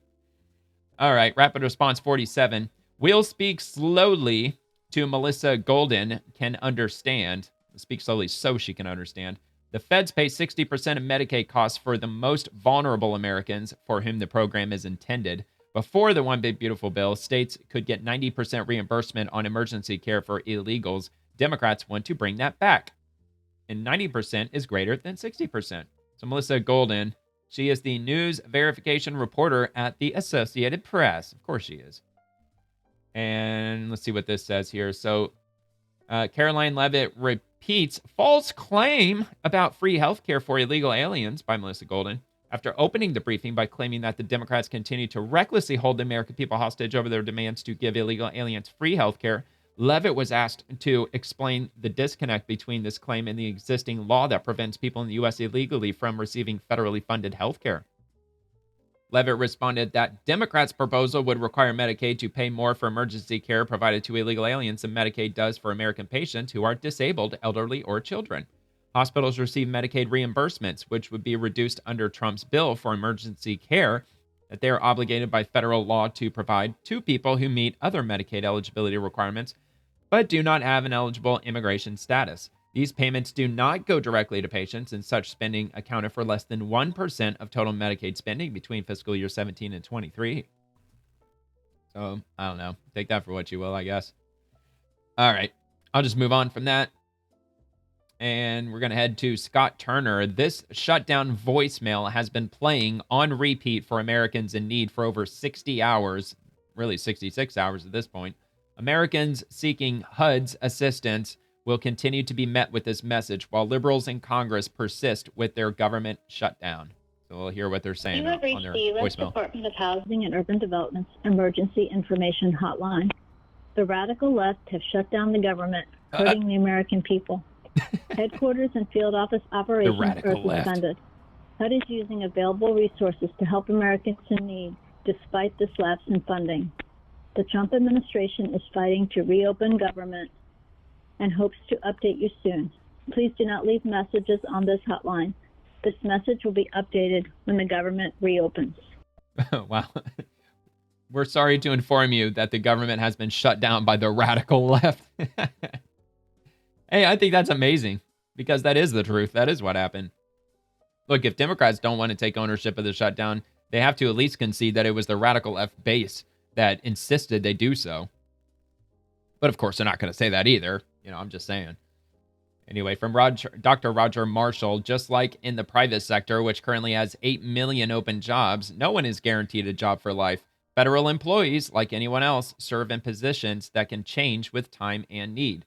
In 2010, there were 2.1 million federal jobs. By the time President Trump took office this past January, that number had grown to 3 million jobs. So what is that, like almost 30% in just, 14, 15 years? It's fair to ask, has adding 50% more federal employees truly improved people's lives? No, dude. It's only become more expensive, and it's only become just more bloated, a lot more slower, a lot more sluggish, and yeah, it's not helping anything at all. And I really hope that Trump, gets with OMB this weekend and really comes up with a hell of a list. Supposedly, there's up to 700,000 employees that he could fire that are considered non-essential employees. Non-essential meaning we don't really need them. The government will run just fine without them. So I think the average American would say, yeah, purge them. Get rid of them all. And I know we don't want anybody to lose their jobs. And I would definitely pity anybody who's going to lose their jobs because it really sucks. However, it is the federal government. I think anybody working in federal government would have to at least understand the people's concern with the size of the government and the fact that we have $37 trillion in debt, approaching $38 trillion in debt, and we have to pay $1 trillion worth of interest on that debt every single year. $1 trillion a year. So, yeah, we got to get the government way, way, way down. Anyway, Rapid Response 47, quote, one way to get that jobs report out is to open this government, says Secretary Secretary Lori Chavez de Raymer. She is the Secretary of Labor. And it's got a quote, so I'll just play out the video. One way to get that jobs report out is to open this government. And, it's so disappointing that the president has been putting the American worker first for his entire administration to just see the Democrats play games. Hopefully when they do, we'll get the real number this time. And you know how I know this, not a corrected version I was again. A former member of Congress, as you know. I voted 5 times to keep the government open under a Democratic president. This is the exact same continuing resolution that they've been working on and that they have passed more than 13 times. So it's frustrating for me, not only as a taxpayer. That photo is so hilarious, man. Trump is meeting with Hakeem Jeffries and Chuck Schumer is sitting right next to him. I don't know if I'm sure he intended on doing that because, look, he put up a couple of Cokes up there for him. One for Hakeem and one for Chucky Chuck. And right next to the glasses, he put Trump 2028 hats. You got to love it, man. But certainly in this administration, the left and can't as a former mean member of Congress, for them they can't to troll not either. They suck see at that too. that they are hurting the American people. We've been on a momentum of job gains. We've been working so hard across the country to make sure that we are growing this economy, and He's really so dictatorial. having the workforce investments that we've been doing to only see it come to a screeching halt. While we're not going. You know what Trump should have done? He'd be like, you know what? I'll give you what you want, but you got to put the hat on. Yeah, with the cameras in here. Yeah, put the fucking hats on. And then when they do, I got you, fucking idiots. You take off my fucking hat. We get the jobs numbers report because they will not open this government. We want to keep the momentum going. I mean, that's been the goal as I've traversed this country. We're seeing consumer confidence up. We're seeing businesses want to reinvest in their workforce. And this is only, a real screeching halt for the American people. And it's unfortunate that the Democrats don't see that. Yeah, it is. And there's no end in sight. Doesn't look like it's really going to happen anytime soon. They did have another vote today, and I'm going to get to that here in a minute. So, U.S. Southern Command, lethality and war fighting. The Marines load ordnance on U.S. Marine Corps F-35B Lightning II fighters during training in the Caribbean. U.S. forces are deployed to the Caribbean in support of the SouthCom mission, Department of War directed operations, and the President's priorities. Secretary of War and MAR Force South, U.S. Marine Corps forces. Is it Southern Command's area of responsibility? Let's take a look at this.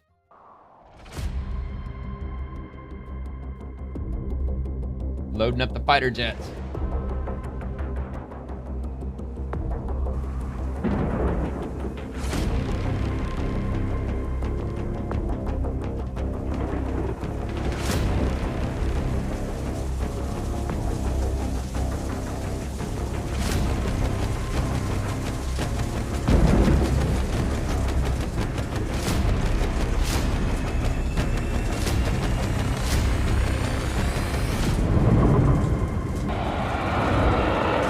There he goes. Hell yeah. All right, man. Fighting the good fight. Trying to keep drugs off our streets. Way out in the Caribbean Sea. At least we're not invading Venezuela. I mean, some people would probably love to see that, but no, I think that would also be another catastrophe. I want to get caught in another quagmire. Although I don't really know if Venezuela would really be that situation, but it probably would be. All right, Senator John Hoeven. Democrats are holding the government hostage, demanding $1 trillion in new spending, all for a short-term funding deal. Let's end the Schumer shutdown, pass a clean CR, reopen the government, and get back to work for the American people. North Dakota Senator John Hoeven joins us tonight from the Rotunda. Hoeven, yeah. Sir, it's good to have you on. I knew that. They keep telling us that no money goes to illegal health care. These are the games they always play. As we know, money is fungible, and thanks to Biden's broad designations, there's not many left that are technically still illegal in this country, right? Well, Rob, you went through it, in some detail, and as Vice President Vance explained very clearly, the Biden administration was, giving status so that people who had come here illegally were getting these benefits, and that's one of the things that we changed in the One Big Beautiful Bill. We said, no, if you're here illegally, then you are not going to get these health care benefits, and also we added a work requirement. That's one of the things that Senator Schumer, in this Schumer shutdown, wants to repeal those provisions of the One Big Beautiful Bill and then add about $1 trillion in spending, all for a short-term clean CR that goes till November 21. And people see that, and I think the more they see of it, the more they're going to reject this Schumer shutdown. Oh, yeah, and by the way, part of that provision, that $1 trillion, $200 billion of that they want to put into Medicaid or Medicare, whichever one it is, for the illegal immigrants, which will give illegals health care for the next 10 years. So if they pass this, it'll solidify 10 years worth of quote-unquote free health care that illegal immigrants will be quote-unquote entitled to. It's fucking ridiculous, I don't know what the numbers would be, but imagine you took a poll of the American people, and you asked them, do you think that your tax dollars should be going to cover, the health care costs of people that have come into the country illegally? Yeah, it'd be a resounding hell no. And we already know that 78% of Americans who were polled said that they're in favor of mass deportations. So you can only imagine the number being substantially higher than that, probably like 90%. But of course, Democrats have their base. Not sure the exact percentage of them. So maybe it might be 85%. Maybe it might be 80% because you know how Democrats are these days. But yeah, I would say the overwhelming majority of the country would be totally against it. I can't fathom there is that no is more way. than 20% of the country that would agree with that. No. Rob, not only that, but first off, if you ask people, should people from other countries be able to... I mean, even like realistically, if you have any morsel of common sense whatsoever, even if you're a Democrat, why would you want somebody who came into your own country against the law and they're going to take money that you're working for, your tax money, and they're going to give it to them? Like, why would you in any way, shape, or form be okay with that? When there are so many other things you could be using tax money for, like probably literally a million different things that your tax money should be going to, but you're perfectly fine with it going to people who are here illegally. Or even non-citizens in general. Like if you come here on a visa or if you got a green card or something, like why would you want your tax money to fund their health care, especially if you're in the middle class and you have to pay hundreds of dollars a month for your own health insurance? Like you're okay paying hundreds of dollars for your health insurance, but somebody who's not even a citizen can get quote unquote free health care, or at least health care they don't have to pay for, but you have to pay for your health care. Plus you've got multi-$1,000 deductibles that most Americans are stuck with today thanks to fucking Obamacare. Makes no sense to me. Illegally, they're going to say absolutely not. Are they going to say, if you ask them, should we have a secure border? They're going to say we absolutely should have a secure border. Border security is 78%, national security. I think. Before you even get to your point, then you shouldn't be providing free benefits, whether it's health care or other benefits as well. Overwhelmingly, Americans are opposed to that, and that is exactly why they elected the Trump administration and Republicans to both the Senate and the House. You darn tootin'. The cutting has begun. Popular majority. I'm curious how you think this is going to work and how aggressive they're going to be, but the Energy Department has axed, I guess, 223 Biden-era clean energy projects that save about $7.5 billion. That's the first big cut. The OMB Director Russ Vought also announcing yesterday looking to potentially cancel this $18 billion in federal funding for New York City infrastructure projects. It's a tunnel, the Hudson Tunnel project, the 2nd Avenue subway on the east side of Manhattan. DEI. All on hold now to ensure that funding is not flowing based on unconstitutional DEI principles, that the best people are actually getting these jobs, these contracting jobs, that we're not shoving this money out in the wrong way, which is obviously important. How aggressive do you suspect they're going to be? I mean, the president is talking about making some deep cuts, and he's kind of gloating about it on social media as if he's trying to poke them. Yeah, well, he should. He needs to light a fire under their asses. They are looking for opportunities to reduce waste, fraud, and abuse, and obviously they have to operate. That's exactly how they should dress it up. They're going through and because that's what it is. But we're going to have more votes tomorrow, and we're going to give. Look, the overloaded federal bureaucracy, the 700,000 employees, the majority of them, that's waste. It is absolute waste. And probably abuse on top of it. The Democrats another chance. Abuse of our tax dollars. This clean CR. Yeah. We're up to 55 now that are voting for it, and I've spent a lot of my time. Apparently a lot of people in the bureaucracy are damn near impossible to fire, from what I've heard.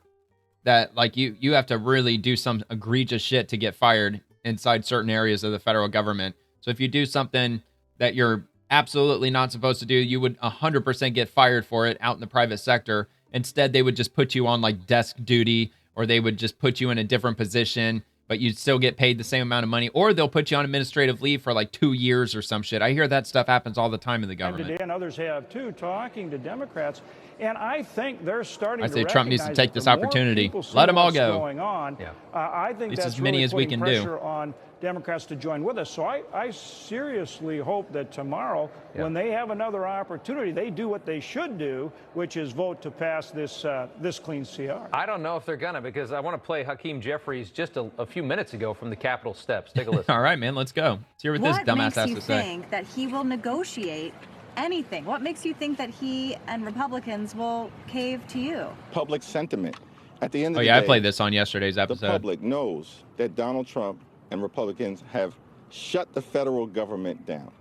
No, they actually they're don't. Continuing to engage in the chaos and the cruelty and the corruption that we've seen from this administration. Your reaction to that? Rob, that's ridiculous. Yeah, it is ridiculous that for him to say that the American people, they know what's really going on. that the Republicans, not the Democrats, they shut down the federal government. Dude, I can essentially prove it by just going to the Senate Democrats' main X profile and just scroll down and look at ratio after ratio. I did that on yesterday's episode, just showing one after another. I showed like 20 different posts in a row from them, and only 3 of them were not ratioed. The other 17 of them were fucking ratioed, which means that there are a lot more people against what they have to say than are for what they have to say. The majority of people, they don't want this to happen. You would think that on the Senate Democrats' profile, you would think that they would be getting the majority support from, Democrats, but they're not. They're not. And many of those posts are getting ratioed by 3-1, 5-1. I think I found one that was 6-1. So it's overwhelmingly against what they're doing, but yet they just keep on pressing on. It's baffling, really. And it is just absolutely wrong. Whether it's Hakeem Jeffries or Senator Schumer, they keep wanting to say, "Oh, well, we should have some Democrat priorities in this clean CR before we vote for it." Well, that's ridiculous. It's a clean CR. There are no Republican priorities in there. So why would they be loading it up with a bunch of Democrat priorities, number one? Number two, we passed 13 clean CRs during the Biden administration, and 96% of the Democrats voted for them, and now suddenly they can't vote for it. This is just ridiculous, and that's why it is absolutely the last anti-Trump card I think they got. You got nothing else. Hakeem Jeffries is wrong. People see through it, Rob. People see through this. 10 seconds left. I think he's right. Do you think that this ends in the next week? Do you think this goes potentially longer than that? I mean... Oh, yeah. I think it'll go over a month, probably. I really think tomorrow's going to tell the tale. I think if Democrats don't join us tomorrow, it could go longer. So I hope they do the right thing and vote with us. Senator Hoeven, North Dakota. Thank you, sir. All right. So let me just double check when this. Oh, okay. So this was yesterday. Yeah. So they unbelievably did not. Well, totally believable, at least from my perspective. They voted no today. They totally voted no. So anyway, before I move on to Hakeem Jeffries, let's take a look at his profile and see what the ratio look is, if there is one. So that one's not. That one was ratioed. See, he's got 2,100 likes for this post, and he's got 3,100 comments, which like 99% of the time when you see that, when you see more comments than you see likes, it's what's known as a ratio. It means that there's a lot of people who are pissed off about what he's saying, generally speaking. I mean, it's supposed to be a pretty rare thing that you end up getting ratioed. I mean, you're saying something that the overwhelming majority of people are not in favor of. But that one, it looks like he didn't. Yeah, pretty close, though. I'm sure it was ratioed at one point. 4,000 to 6,400 comments. Donald Trump and corrupt Republicans recklessly shut down the federal government, and the American people know it.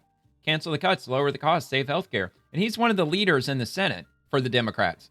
So you'd think that there would be, I don't know, tens of thousands of Democrats that are in support of him. Maybe they're all over blue sky. Maybe that's really what's going on. I don't know. But he is getting ratioed like crazy. Actually, no, that can't be the case because there's only 2 million active users monthly on Blue Sky today. Only 2 million. And on X, it's over 500 million. Let's see. That one was ratioed almost 2-1. And that one was pretty close, but it wasn't. You know, to be fair, it looks like we're about 50-50. So that wasn't ratioed either. That one definitely was. And that one was. And that one was. That's 3 in a row. That one's 2-1. That's 4 in a row? Another one. So, I mean, you get the idea. Anyway.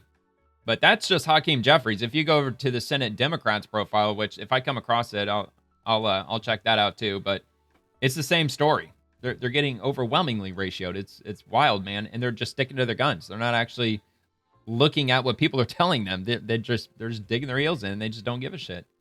Trump continues to hide behind deepfake videos. Meanwhile, Democrats are fighting to protect your health care. Donald Trump's shutdown. Okay. I think he's all pissed off about the whole sombrero movement that Republicans are pushing today with all the memes, all the sombrero memes with the Schumer shutdown. And I think he's getting a little triggered over it. Because everything that President Trump has done subsequent to Monday has been unhinged and unserious. In fact, Donald Trump is in the Presidential Witness Protection Program. No one can find him when it comes to the government shutdown issue because he knows he's responsible for having caused it. Dude, he's been busy all day dealing with fucking Hamas, you asshole. And the behavior, the erratic behavior trying to get peace in the Middle East, you dick. Is further confirmation of that unfortunate fact. All right. Yeah, no wonder your ass is getting ratioed. Okay. I mean, I'm assuming this post did. Yeah, it did. 2,100 to 3,100 comments. And move to the next one. Senator Deb Fisher. Let me be clear. This is the Schumer shutdown. Democrats have another chance again to join Republicans and reopen the government. No more political games. That was 12 hours ago. And we'll get to it in a minute, but they did end up voting no today. The Schumer shutdown. The American people know that we are just trying to keep the government open with current policy and spending in place. Then we can take up the appropriations bills. Let me 2028. Moving on to Senator John Curtis. The government may be shut down, but my office isn't. We're still offering most services to Utahns. So if you need help, please reach out. In the meantime, here's a brief breakdown of how this mess was made, a mix of fiscal mismanagement and partisan politics. So he gives his take as to what led to the shutdown. Okay, if not careful, I can talk and talk and talk. So we're going to do two versions of this. I'm going to give you kind of a quick version. If you want more details, dig into our longer version. What we've got is a spending problem here in Washington, D.C., not a revenue problem. We are bringing in revenue $4.9 trillion. We're spending $6.8 trillion. 4.1 of that goes into what we call mandatory spending, Social Security, Medicaid, Medicare, some other categories. The other 1.8 trillion is all that we're working with when we're budgeting. Of that, in real rough numbers, half of it goes into defense and half of it goes into non-defense. So the reality of it is, when we're talking about budgeting here in Washington, D.C., we're really only talking about $1 trillion. Everything else is kind of predetermined. Now, what's happened is we can't come to terms with how we spend that $1 trillion. And so we're entering what's called a shutdown. What is a shutdown? The short version is we didn't appropriate our money. We cannot spend it. That's a shutdown. How do we get out of it?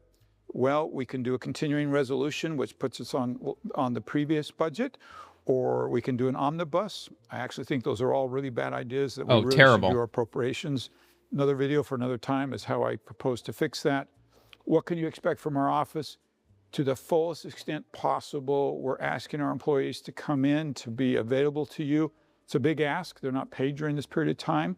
We've deemed them essential workers, so as much as possible, you should still be able to call our office, be able to help you with the issues that you have. Well, look, if they want to come into work, they'll get their retro pay. If they refuse to come into work, they don't get their retro pay. Because from what I understand, it sounds like they're going to get their retroactive pay regardless. So if they're unwilling to come into work, just say, okay, I understand that. You're not getting paid at the time for not coming into work, but you're not getting your retro pay if you're not going to work for it. That's what, at least I would hope that's what they're going to do. My team will be somewhat limited by the government agencies and what is available to them. If you have any questions, reach out to my team. All right. Yeah, it sounds like he had a more extensive version on it, but you can check out his profile. Sen, S-E-N, John Curtis.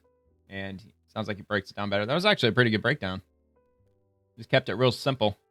All right, TSA, this is fake news. Oh, no, the post is unavailable. Oh, they took it down. Come on. Come on, Amuse. They did. They deleted it, so now it's pointless to show it. Let me see if it... Yeah, it's not there anymore. Anyway, it was a video of Chicago. I think it was in Chicago. Or, yeah, at LaGuardia Airport. And it showed this insane long line of passengers, like, around those ropes, just waiting to get to security. And it looked like it was, like, way overfilled. And they said that the TSA workers are going on a strike right now at the airport, and it's backing up tons of passengers trying to get through security. Well, TSA responded saying that this is fake news. Screening at LaGuardia was delayed for 15 minutes on October 1st due to a security procedure. TSA workers are not on an unofficial strike and will continue to fulfill their mission safeguarding America or American air travel. So it was just a couple hours ago that the video was still up. And I think they posted that video like yesterday or something. So I was sure it was still going to be up, but nope, they took it down. And from townhall.com, Senator Mullen flames Chucky And they've got some quotes. I'll just play the video Also here. on the appropriation committee, so I've been involved in these conversations all along the way. And the fact is, there's plenty of Senate Democrats that want to vote with Republicans to open the government back up. What they can't do is get past their leader. They elected Chuck Schumer to be the leader of the Democrat Party in the Senate, and he is literally scared to death of his own elections coming up in 28. Now, mind you, he's not in 26. He doesn't come up till 28. But this is what happens when you have a career politician who's been in office longer than I've been out of high school, and he continues to be worried about his next election cycle, in this case, afraid of AOC. If he would just simply let his members vote the way they want to, and he can vote no if he needs to, we could reopen the government in 2.5 hours, just like that. And for everybody, all these left reporters that are concerned about the way that President Trump is going to operate the government, well, keep in mind, the Democrats are the one that shut it down. They knew when they do that, they gave him the power. Succeeds the power that Congress has to the President of the United States to make sure that he is still taking care of the American people and taking care of the priorities. If they were concerned Gotta love the way them that he checks was and gonna balances. handle it, Harris, they would just not ever went into a shutdown. So it's kind of one of these things that you're kind of thinking, well, which one are you concerned about? Your reelection or the American people that you talk about? And all they're doing is talking about it. Well, that's they're an not easy actually answer. concerned about it. Look, I mentioned some headlines being made when Speaker...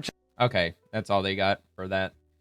And Caroline Levitt, the Democrats continue to hold our country hostage over their demands to give illegal aliens free health care. Democrats are intentionally hurting Americans to help illegals. This madness must end. President Trump and Republicans want the government reopened immediately. We are now in day 3 of the Democrat-led government shutdown. The Democrats continue to recklessly hold the American people hostage over their demands to give illegal aliens free health care. Republicans are fully unified behind passing nonpartisan clean funding bill, the exact same bill that Democrats approved back in March to reopen the federal government. But those same Senate Democrats are now voting against this clean funding bill and keeping the people's government closed. I understand Democrats will have an opportunity very shortly here to change course, and we hope that they will. There are significant personal impacts on millions of Americans as a result of this current government shutdown. The 1.3 million men and women of America's Army, Navy, Air Force, Marine Corps, Coast Guard, and Space Force who serve honorably and put their lives on the line to defend us all are not being paid. Military families are already seeking out food assistance because of financial anxiety caused by this Democrat shutdown. According to new reporting from the Military Times, staff members at the Armed Services YMCA food pantry distribution location near Fort Hood in Texas found a line of military families stretched around the side of the building yesterday at 5 in the morning. According to the staff who work there, that is, quote, not happened ever. They've already had a 34% increase this week over past weeks. President Trump and Republicans fundamentally believe we have a sacred responsibility to protect and provide for our military families with the resources they need to thrive. If Democrats believe in this very simple premise, too, they should end this shutdown immediately.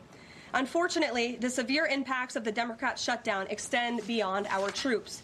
Nearly 7 million mothers, infants, and low-income families who rely on government-run food assistance will be in jeopardy if the WIC program runs out of money in the weeks ahead. The more than 13,000 air traffic controllers who ensure that Americans fly safely in airports across the country are currently working without pay. You know, I gotta say, the way the Dow Jones is just skyrocketing up to 500 points while the government is shut down and millions of Americans are affected by the shutdown in a negative way, and virtually the entire middle class at this point is living paycheck to paycheck, and they don't have like $400 in their savings account. That really speaks volumes about how the rich keep getting richer and the poor keep getting poorer. How this government shutdown just truly doesn't even affect Wall Street at all. It just seems to show that just fewer everyday Americans than ever are involved in the stock market today. At least that's what it seems to appear to me. The National Flood Insurance Program is in danger of lapsing, which could leave families without necessary help if a disaster strikes, and we are in the middle of hurricane season. Critical services offered at Social Security field offices are reduced for senior citizens and disabled Americans. Helpful transition assistance programs are not being provided for veterans who fought to defend our country and are now trying to re-enter civilian life. The economic consequences of this shutdown are piling up every day. Policymakers, markets, and even the Federal Reserve are flying blind at a key juncture because BLS and BEA data are on hold until the government reopens. Democrats shutting down the federal government to give health care to illegal aliens could lead to lower growth and higher unemployment rates for Americans. Yeah, I'm sure it would. According to a new memo from the Council of Economic Advisors, the U.S. economy could lose $15 billion of growth domestic product each week. Every single week, the Democrat shutdown extends, with a month-long shutdown leading to an additional 43,000 unemployed people. Small businesses are likely to... And you know what? That's probably what they want. That's probably what the Democrats want. They want the numbers to get horrendous so they could just say, oh, it's all Trump's fault. It's the Republicans' fault. Do you remember when they shut down the government and we suffered hundreds of billions of dollars? It wasn't our fault. It was the Republicans' fault. Counter delays in receiving federal loans. Mortgage applications will likely shrink.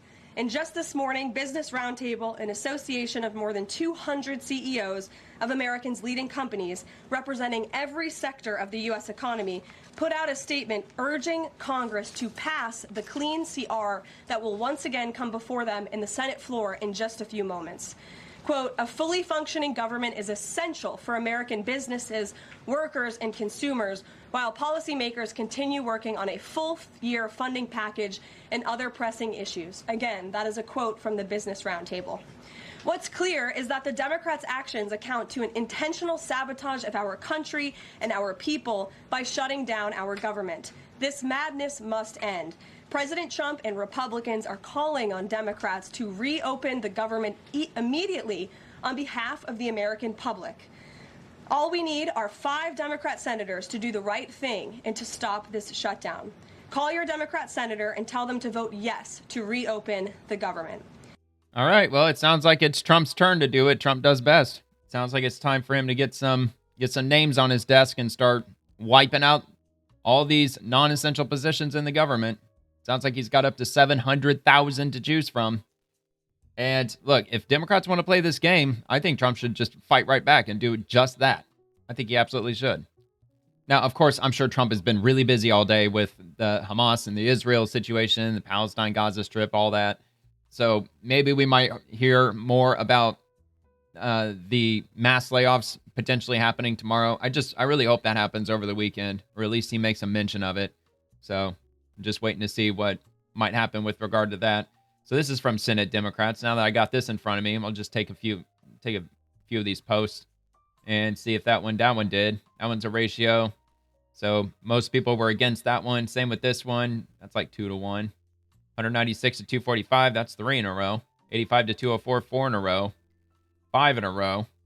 And so there's 6, 7, 8, 9, 10. 10, just barely. 10 for 10. 100% of their most recent posts, every single freaking one of them were all ratioed. All of them. And 11. And I could just keep going. And 12, that's 2 to 1. And 13, that's freaking, 7, 14, 20, that's 4 to 1. And on, look, barely, finally found one. What was this, number like 14? Where, look, I think a lot of people would say, no, that's basically ratio because it's basically the same number. Pretty close anyway. And that was from 11 hours ago. I mean, look, a lot of them are from Chuck Schumer, but the Senate Democrats are reposting it to their profile. So if any Democrat or any Republican or any normie, if they visit Senate Democrats, they're just like me. They're going to see it right here on their profile. And you're free to like or comment or what have you. And they're getting way more comments than they're getting likes because it's filled with people who are screaming at them to fucking open the government and quit this bullshit.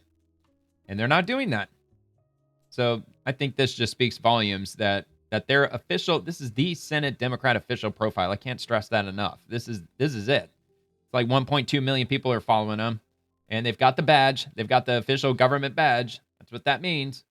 Verified account. Verified because it's a government or multilateral organization account. So that's the Senate Democrats. And they are getting just obliterated on here. All right, so I'm going to go over this one from 7 hours ago. Republicans are refusing to negotiate. It's their way or the highway. That means 15 million Americans can lose their health care. See, look, there's yet another number. I heard 5 million. I believe I heard 6 million. I heard 20 million at another point. Like, everybody's giving off all these different numbers. Like, even the Democrats don't even know what the right fucking number is. And they say 24 million could face doubling premiums. Democrats will not let that happen from Bernie Sanders. And as I mentioned yesterday, how many people voted for Biden? What, 80 people or 80 million people or 84 million people or something like that? So, like, at the very, very top, including the cheating, including all the dead people that voted for Democrats and all that nefarious nonsense that was going on in 2020. If you take that number of people who voted, I can't remember what the number was for Kamala Harris. It was probably like 70 or something like that. It's still like 24 million is still a small percentage of the overall number of people that potentially vote Democrat. And these 24 million people, not all of them are Democrat voters. Maybe only half of them, if half of them. So you're talking like 12 million people that they're willing to shut down the government to grandstand on and say, no, we're going to shut down the government so every single voter could potentially suffer from this. So we can, appease like 12 million people to get them their benefits that they need, which I get it. Like, they don't give a shit about the Republicans. They don't care about the Republicans' insurance premiums going up. I mean, that's crystal clear. It just seems absolutely ridiculous that they're going to take this big grandstand over a relatively small amount of people in the government. I mean, this isn't affecting 200 million Americans. It's not affecting, 275 million Americans. It's because they just want to give healthcare to illegals. And, at this point, it seems like they just bit off more than they can chew. And if they wanted to reopen the government, it's almost like, well, we already dug our heels in, so I guess we're just going to have to let it ride at this point. It's either our way or it's the highway. All right, let's see what Bernie Sanders has to say. Bernie Sanders have chosen not to negotiate. They are saying it is their way or the highway. Right. And that is not acceptable. And I want everybody to understand that if we do not make changes and fight back effectively, you're going to see 15 million Americans lose their health insurance through the cuts in Medicaid. And again, all we got is words. We only got your voice, dude. Where's the proof? Where's the black and white? Where's the paperwork? Where's the evidence? Where is it? I'm still waiting. ACA, according to studies, 50,000 Americans. Oh, okay. So that's the best evidence he's got, according to studies. Well, studies say that we're going to lose 50,000 here, 25 million there. They're going to double, and this is going to double, and they're going to lose this, that, and the other. Because studies say, yeah, dude, forgive me for not fucking believing you. Each year. That's what's at stake. People all over this country, you're already paying the highest prices in the world for health care. Guess what? Yeah, and what is it? The federal government is spending, $2.8 trillion more than they take in? So we're basically adding almost $3 trillion to the national deficit on an annual basis. What would you have to say about that, Bernie Sanders? Would you just say, well, it just doesn't matter. We just have to keep spending. We just have to keep jacking it up higher and higher. Well, something's got to give. We can't get up to like a septillion amount, octillion dollars. I mean, there's something's going to have to give at some point. We just can't keep doing this forever. But see, these people like Bernie Sanders don't give a shit because he's pushing 80 years old. He's probably over 80 years old. So either way, he doesn't give a fuck. He's not going to be around that much longer. So they don't give a shit. That's why it's kind of problematic to have all these old ass people representing us in government, because they're not going to be around for the fucking fallout. 24 million Americans are going to see a doubling in their health care premiums. Don't give a shit. That's fucking Obamacare's problem. Or to this country. Republicans for the first... It was Obamacare. Oh, Obamacare fucked it all up, and they're pretending like it didn't. That's what happened at the end of the day. Senate Democrats, it is so unnerving that we have a president that just seems to be gleefully excited to be able to fire en masse federal workers. Well, again, over $2 trillion a year that we're spending, more than we're taking in the government, and be able to cut programs just because of political revenge and retribution. Oh, yeah, they're freaking out. They know it's coming. Oh, they know the purge. The purge is coming. Oh, it's coming, baby. I used to be a federal civil servant. I worked through about time to get our budget under control. Got to leave it up to Trump.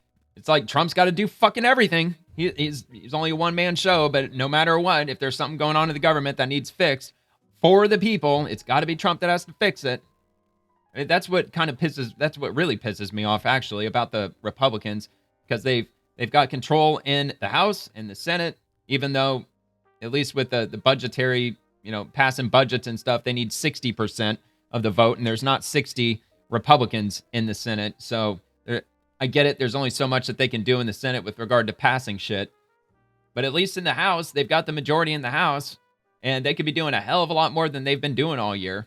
It's just really frustrating that it's like every time Republicans, they get control of the House and the Senate, and they happen to have the Oval Office, they just always disappoint every time. They just end up doing like virtually nothing, it seems. I have to say, it is so unnerving that we have a president that just seems to be gleefully excited to be able to fire en masse federal workers. Yeah, downsize the government. And, I think a lot of people would like that.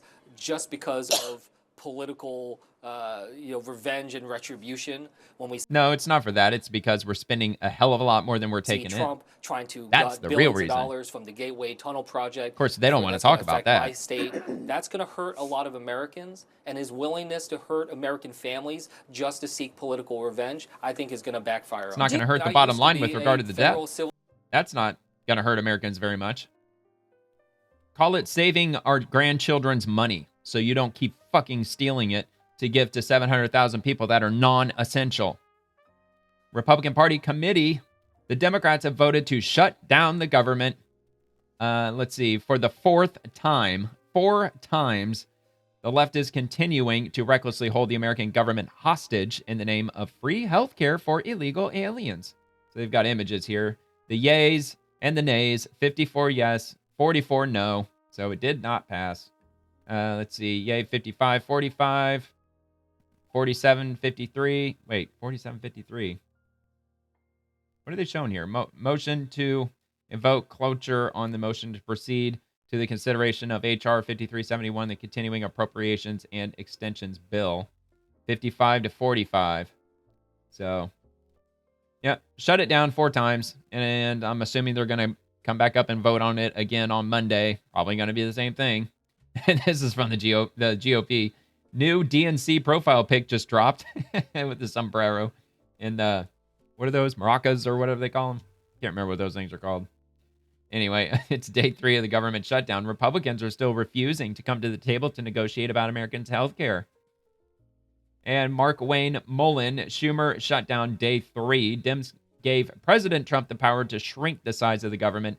Now they've got 2 choices. Vote with us to reopen or empower the White House to take action. Tough spot. Man, I am rubbing my hands in anticipation of what Trump's going to do, man. A lie is sexual. I think most of us are. The truth is actual facts. They put it in writing. Save our government spending. Day 3 of the Chuck E. Or the Schumer opposite, shutdown. really. So there's plenty of Senate Democrats that already came to me that said, hey, we want to vote to open Save the us government. from This government. is ridiculous. They agree with it's ridiculous, but they're playing politics with it. But this is what happens when you had to get a group politician like Chuck E. Schumer in the office. In 1996, he was a congressman railing against giving benefits to illegal aliens. Today, that's what the fight's all about. Now, mind you, I was in high school. That was 3 decades ago. That's how long this career politician's been in office. Maybe he's lost his way. Maybe he's not actually working for the American people anymore. He's not. This whole fight is about He's working for Chuck him. Schumer being scared to death of AOC, which, by the way, he's not up for re-election until 2028. Good news is we got President Trump in office. He ran on shrinking the size of government. Well, since the Democrats have shut the government down, they basically give the authority to the president to choose who's essential, who's not essential, choose what agencies work, what agencies don't, choose which projects move forward and which projects doesn't. Now, what's going to happen in 2 weeks, still to be told. God willing. Because in 2 weeks, if we're not reopened, now their political games are actually going to really be affecting people's lives. Military pay isn't going to go out. Federal employee checks aren't going to be paid. I want to point this one thing out real quick. The only thing we're fighting on right now is discretionary spending. Social Security, Medicare, and Medicaid, that's mandatory spending. So that's not even affected at all, not even kind of during this shutdown. A lie is sexier than the truth, and that's what the Democrats have got really good at, is lying to the American people rather than actually. Yeah, they're not all that good at How it. do you get out of this? Maybe They're just they extremely can build the Library repetitive. of Congress, which is right behind me, and read some books on how to govern, because what they're doing is they're putting their political future in front of the American people. A lie Yeah, in front of the is American sexier people. than the truth. Pause it just a little too early. All right, Joni Ernst, welcome to day 3 of the Schumer shutdown. Democrats' shenanigans mean taxpayers will be on the hook for another $400 million today to pay 750,000 non-essential bureaucrats to not work, bringing the total 3-day cost to $1.2 billion. And that's where we're at so far. You can just tack on that number every single day, And this is from Chuck Schumer himself. Even a majority of Trump supporters support extending these healthcare tax credits, which got 800 likes and 3,000 comments, which I might Guess jump into what? those. Even a majority of Trump supporters support an extension. Even a majority of Trump supporters, by nearly 60%, I somehow doubt that. Support an extension. You don't need the polls. Just go into a barbershop. Yeah, see, don't believe your lying ears. I'm not going to show you ironclad evidence. I'm not going to show you the black and white Spathon that you've been asking me for. No, just walk into the barbershop. Just go ask all those Trump supporters that hang out in barbershops all day. Just go into a diner. Fuck, man. Just go into a supermarket and ask people. People are learning about this issue. In other words, I have no evidence whatsoever. I'm absolutely completely full of shit. You know, like just like those, you know, annoying ass political people on these especially the left leaning ones that are on podcasts that say, well, that's just true. Look it up, dude. Just look it up. Like, dude, you're the one that's grandstanding on all this shit. You look it up. You're the one that's trying to convince me of this shit. Why can't you tell me? They're aghast that their premiums could go up so much. They're aghast that our Republican colleagues don't even. Now, the truth is that most Trump supporters, they have their own insurance. They have private insurance that's been royally fucked by Obamacare over the last 10, 15 years. That's what most Trump supporters have because they actually go to work all day. They're not depending on the government for benefits. Fix it. When it affects so many tens of millions of people, and the amount that it goes up is so high. It's not difficult. We know Americans want this. No, they don't. All you have to do is check your own X profile, man. 3,000 comments, dude. Are you fucking kidding?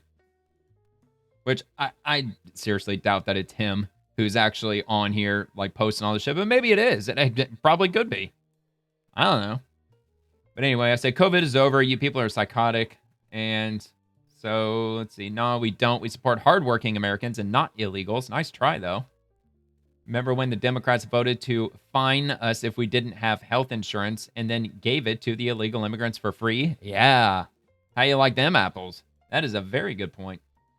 Because, yeah, that's what they did. Probably what they're still doing. And it's an F no to illegals on Medicaid. But that's not what you're doing, is it? You're trying to finance illegals again. You're trying to fund NPR again. You're trying to scam money for your NGOs again. How many times do Americans have to say no? Absolutely. We're going to say no every single day. And even Chuck Schumer himself can't bring evidence that suggests that the majority of Trump supporters actually support what they're doing, because they don't. They actually do not. And I would venture to guess that probably the majority of Democrats are probably not too thrilled either, since, you know, the overwhelming majority of federal workers who are in the government are Democrats. But Bobby Reinhart, wrong. A new law set to be enacted in 2026 gives non-emergency Medicare to illegal aliens. Section 71109 explicitly creates Medicaid eligibility for certain aliens, including those without legal status. The section amends, 42 U.S.C. Section 1396B-V, part of the Social Security Act that limits Medicaid for aliens. It adds a new paragraph beginning October 1st, 2026. Certain aliens may be eligible for Medicaid services. Before this, most undocumented immigrants could only get emergency Medicaid. With this change, non-citizens, including some without lawful status, can qualify for more than just emergency care. Wow, man. And where was that date, that 2026 date? I don't think it's in this. Oh yeah, here it is. See, I was asking about that the other day. I was like, well, what's this October 1st, 2026 business? Now that she laid that out, that kind of makes more sense to me now. But yeah, so let's see. GOP says it's right there on paper. Democrats are fighting for health care for illegal aliens, not the American people, which I went over that yesterday too. I believe I went through the GOP one, just the same one that she shared. We don't need Chuck Schumer in our Congress, nor any other communist, non-essential federal employee. Yeah. I'm going to hold the taxpayers hostage to give illegals health care and mutilate children so I can line my wallet even more, because I'm a self-hating, yeah, not going to go there. This is YouTube after all, but let's see. No, we do not. If it needs our tax dollars to survive, it shouldn't exist. Pretty simple concept. You clowns in Congress, both sides don't seem to understand. And it goes on and on. Like, I haven't seen one single one that supports him. I mean, he said the majority support what he's doing. I'm having trouble finding it down here. There's a lot of Democrats that are still on X, believe it or not. There's still a lot of them that are still on here. But I'm not seeing them. Not in these mainstream Democrat profiles. I don't see them anywhere. The ACA enhanced subsidies were implemented by the Biden administration during COVID. In 2022, Democrats controlled the House, Senate, and White House when they voted to extend the subsidies to 2025 rather than make them permanent. Kind of sounds like a mess of your own making, and that's what I was talking about. That's why I said COVID is over. Because they passed all this shit during COVID, and that was their excuse. That we have to give people breaks on their health care because they're suffering due to COVID.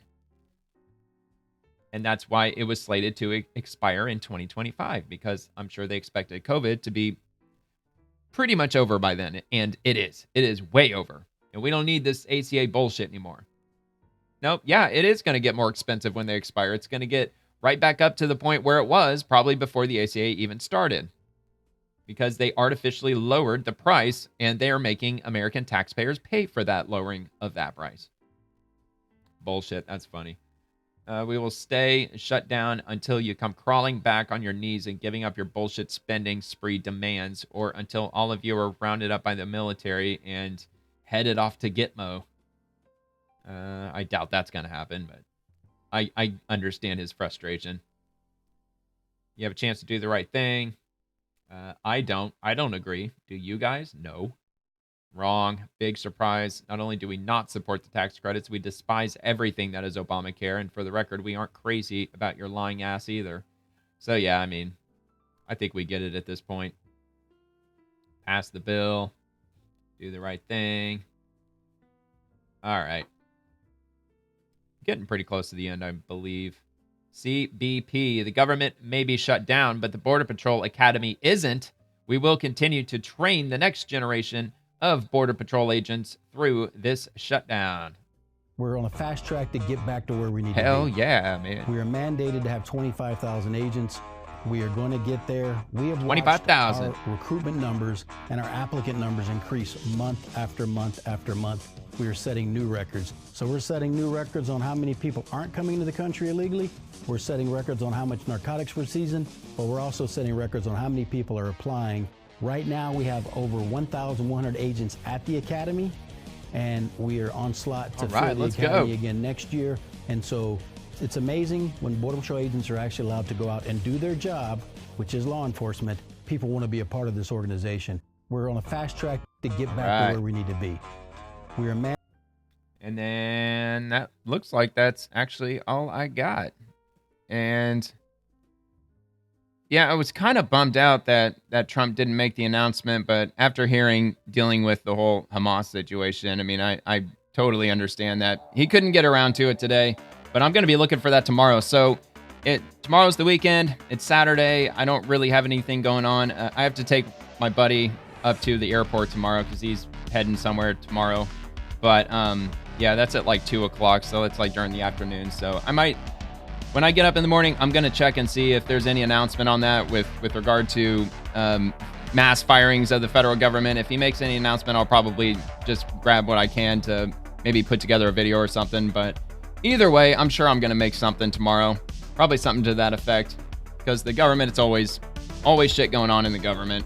So I'll probably be back with at least something tomorrow. I usually make a few videos during the weekend. It's not the swamp. I only do the swamp Monday through Friday, but I'm sure I'll be back with something tomorrow. But anyway, if you enjoyed the video, please like the video and subscribe to the channel. It means a lot to me if you subscribe. And I'll drop a new show every evening covering the swamp. Every evening, Monday through Friday, that is. And covering the swamp and everyone living in it, the politicians, bureaucrats, agencies, and everything else. And I'm also posting over on X, so feel free to comment over there too if you'd like. Thank you very much for watching, and I hope you have a great rest of your night, and God bless America.